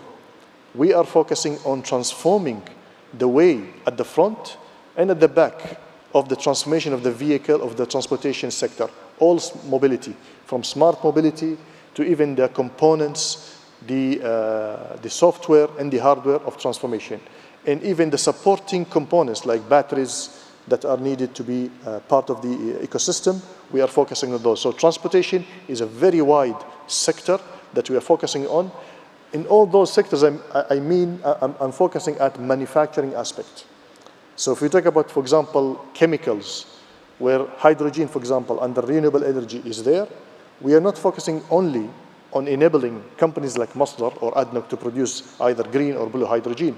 We focus on the manufacturing aspect, upstream of the value chain, where the electrolyzers can be manufactured in Abu Dhabi, or the solar panels can be manufactured in Abu Dhabi, so we can maximize the value of that investment in Abu Dhabi. So we commit on a certain production target of hydrogen, for example, but also we ensure the maximum value of the whole chain is being done in Abu Dhabi here. We also focus on electronics and electrical sectors. As we see, the evolvement changing of the technology requires manufacturing aspect on those two sectors. Now, to attract the investors, what do? So we have the infrastructure, we have the financial ecosystem, we have the political will, we have the strategy, but also at the end of the day, the investor is looking at his P&L and he wants to ensure to have a healthy IRR when he invests in Abu Dhabi. To do that, the Abu Dhabi industrial strategy has programs of providing incentives, financial incentives, to reduce the operational cost of the investor, whether it is coming on reducing the cost of the land in collaboration with our stakeholders like Keynote and other industrial zones. We provide a reduction on the land rent. We also provide a discount on the power cost of any investor operating from Abu Dhabi. In addition to that, we provide a zero customs. If you're going to import your raw material, your components, or your production line from outside the UAE to Abu Dhabi, you have to pay only 0% on the customs. So we're trying to help you to reduce your operational cost when you come to Abu Dhabi and operate from here. More than that, we also are going to include whoever produces from Abu Dhabi in what we call the golden list. Today, there was a panel about ICV role in the whole ecosystem in UAE. Abu Dhabi has, in addition to the ICV, something called local content, which is an ICV program, but with a condition that it has to be in Abu Dhabi. In that program, we have identified 742 products being produced in Abu Dhabi to have the priority of being procured by the Abu Dhabi government every year. So if the product is under Abu Dhabi, in Abu Dhabi, in that list, it will have a priority to be procured by Abu Dhabi government. This is the detail of the incentives. How much we give incentive. For the land, we give discount of up to 80% reduction on the cost of land. In Kizad, the average price per meter square for a land is around 25 dirhams per square meter. With Abu Dhabi Industrial Strategy Incentive Program, the investor will only have to pay 5 dirhams out of the total 25 dirhams. And this is for 15 years minimum for the investment duration. For the power and gas, if it is used in your operation, you will get a 35 and 30% reduction on the nominal tariff. On the customs, as I mentioned earlier, you're paying 0% on the customs. But on top of that, as I mentioned on Industry 4.0 program, we provide an incentive of around $500,000 or 1.5 million dirhams to upgrade the hardware and software of your facilities to apply new digitization solutions in your production process. Also, if you want to do a survey and a study to assess how much you need to do digitization or, let's say, applying smart manufacturing, Abu Dhabi government is giving you 100% payment to the study to do the survey on your facilities. This is in collaboration with Ministry of Industry and Advanced Technology, where we have developed together an index, ITI, which calculates how much maturity level you have in terms of technology application. Now, more than that, we wanted to help the whole sector by identifying the existing opportunities in the industrial sector. And this is an exercise that we've done in the last 1 year, where we have identified a number of opportunities worth around $33.5 billion. We identified more than 450 or 60 opportunities in total, and we ranked these opportunities to the best 100 opportunity. These opportunities covered all the 7 sectors that we focus on. These opportunities, the reason we did it, we wanted to study the value chain of all the investments that can be done in Abu Dhabi. So we have identified the gaps in the value chain, and from the gaps we said these are the opportunities that can any investor come to Abu Dhabi and invest in to have a very healthy return. What we've done, we've developed a model, economical model, that can assess how much the value that will have on the impact on the GDP, how much incentive that investment will need, and how much the return on the economy of Abu Dhabi. All of that, we've done it, and it's available to have it done together with you as an investor when you come to Abu Dhabi. And I'm giving you just examples of those sectors. In the chemical sector, for example, this is the food processing sector, we have announced 20 opportunities in different types of subsectors in the food processing that are available to you, for you to come and invest in. And we have all the details in terms of due diligence, feasibility study, for you to start and make a detailed business case on those opportunities. And they will be available to all the investors locally and globally in the food processing. And we will be working with you to build the business case and the model with the incentives from the government to ensure you will be successful when you do it in Abu Dhabi. In the transportation, same thing. We've studied all the opportunities available so far, and this is an eye-opener for all of you.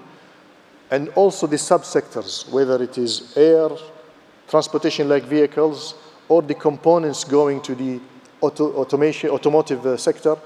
We've studied all of that and have identified how much growth can happen in the coming future up to 2027, and how much growth it's seen since 2017 to 2022.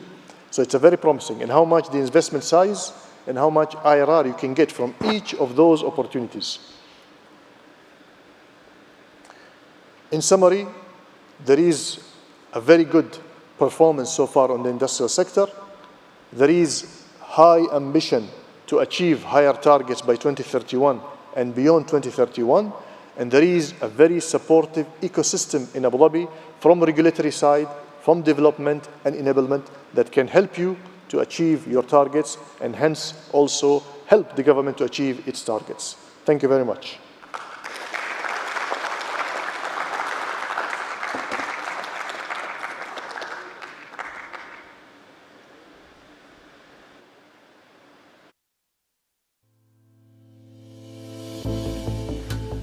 My name's Alan Smith. I'm the CEO of Agthia.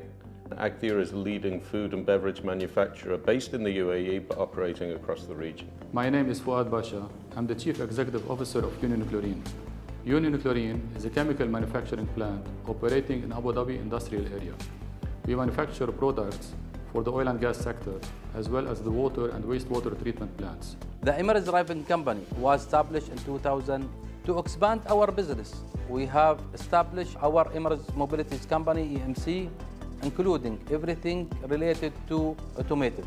My name is Salim Raza. I am the General Manager at Emirates Floor Glass. If you think about Agthia's motto for the better, that's really about doing what's right, for our shareholders, for our stakeholders, for our employees. But an important part of that is for the environment. Agthia is absolutely committed to sustainability. welcome to Abu Dhabi, a place with an unlimited, unmatched potential, has great industrial ecosystem, easy funding, availability of local talent, easy of doing business. The MOU that was signed between the DET and EDC is enhanced, innovated within the Emirates automotive mobility and transportation sector. Union Chlorine has expanded its production capacity to meet the growing local and export market demands. This has enabled us to increase our share in the local contribution. I would advise businesses to invest in the UAE. Choosing Abu Dhabi is among the best options, and most importantly, invest sustainably.